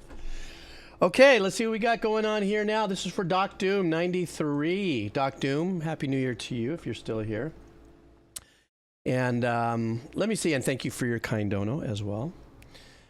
This one is one of my most unique bands I've discovered in 2024. Four Stroke Baron is pretty accurately described as an 80s new wave band gone prog metal.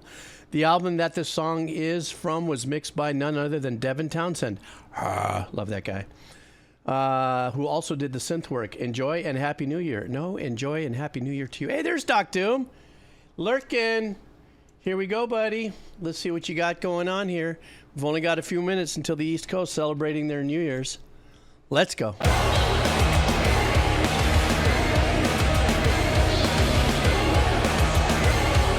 now I'm going to be listening for the Devin Townsend influence.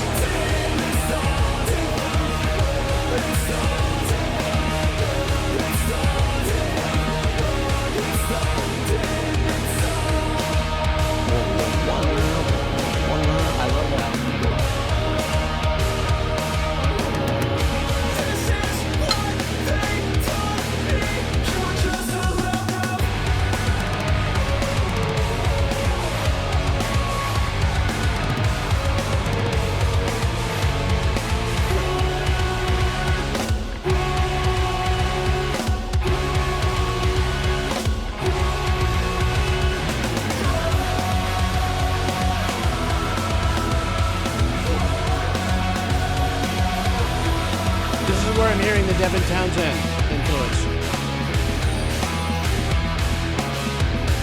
Oh, nice.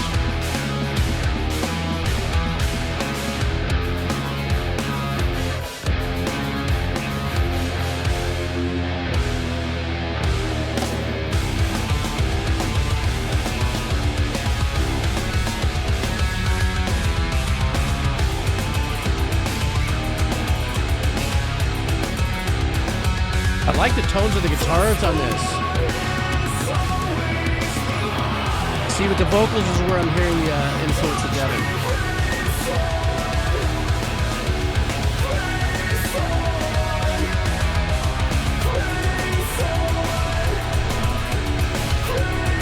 Oh, listen to the ride work for the drummer.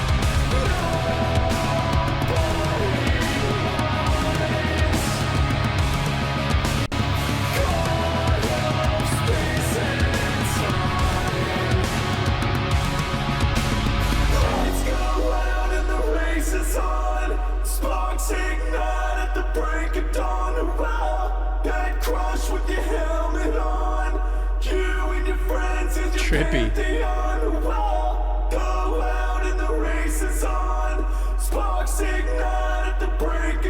It's almost as if Devin just muted all the groups and letting this power through and dropping the groups back in.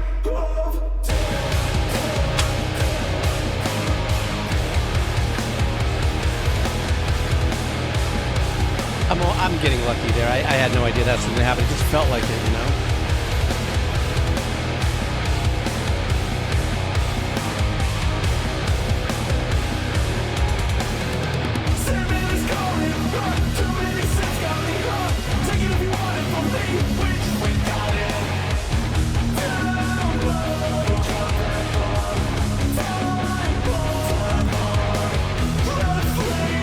The vocals kind of have a Tears for Fears vibe, don't they?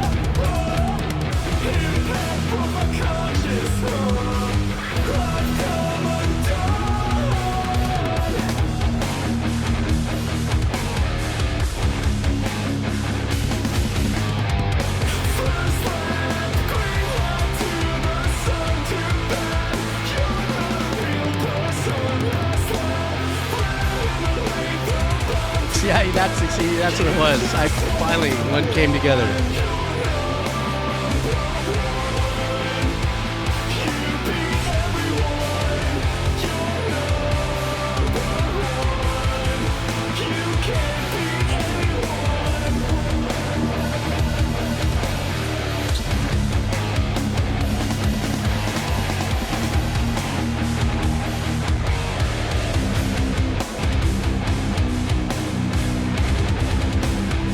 This is kind of, I don't want to say all over the place, but it's very salad bar production.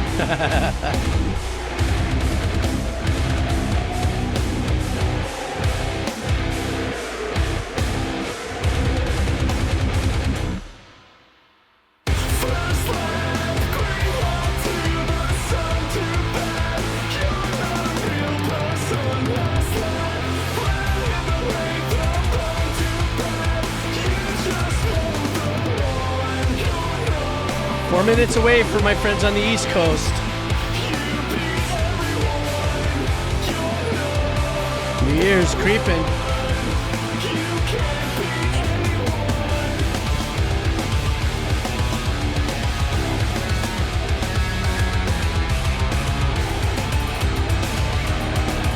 The ride work.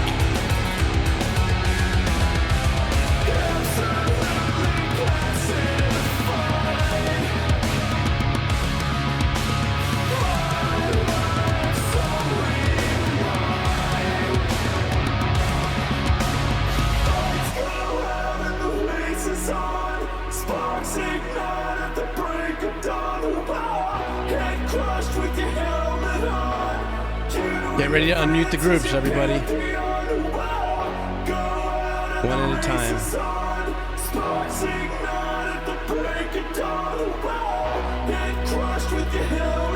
What do you say the groups get unmuted in 3, 2, 1?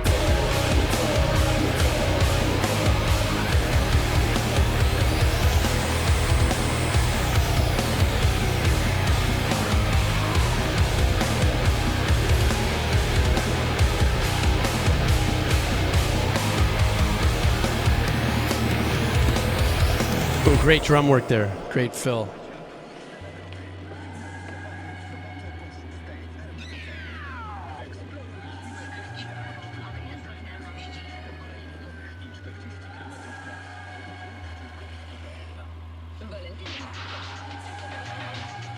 That's trippy. Wasn't catching that.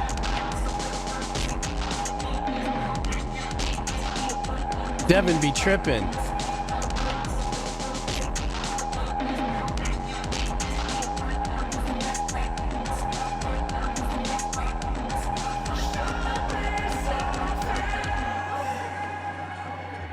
There it is, Proggy Tears for Fears.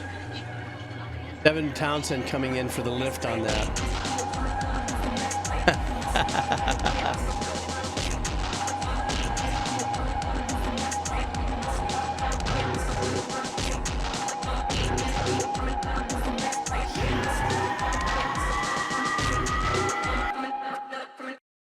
For God's sakes, Devin Townsend's bringing it in for the Proggy Tears for Fears. I really enjoyed that. I really loved getting in for that. I know New York's coming 1 minute away. I really loved getting into the vocals of it when I was going, who is that? Who is that? Who is that? It goes, shout, shout, get it out loud. I'm going, who is that? Who is that? Oh, shit, Tears for Fears. That's who it was. All right, guys, I don't have the seconds for this countdown here. Has anybody got seconds or something like that? Setting on, like when you get to 10 sec, 42? Okay. 42 seconds left for Patty Cakes. Patty Cakes, you're on the East Coast, aren't you? I believe you are. 30, 20, 30, 30. I don't know where it is. Just somebody hit, Patty Cakes, hit 5 and send it when we got 5 seconds and we'll kind of fake it. Or we'll try to do it all together. Okay, ready? It must be coming down for New York for a big Happy New Year. 10, 9, 8, 7, 6, 5, 4, 3, 2, 1. Happy New Year's, everybody on the East Coast. In that time zone, Happy New Year's, everybody. Kissing 2024 goodbye. Looking forward to 2025.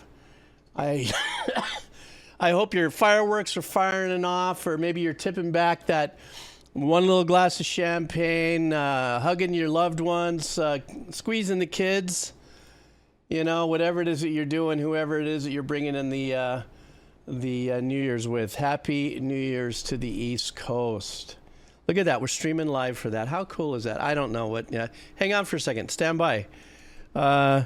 New Year's live East Coast. I should have done that. I'm so lame. And da, da, da, da, da. There it is. Old anxiety. So there it is, guys. Happy New Year's. What are they all wearing there?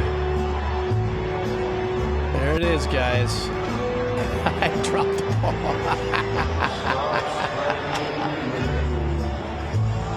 What are they all wearing there? What kind of hats are those?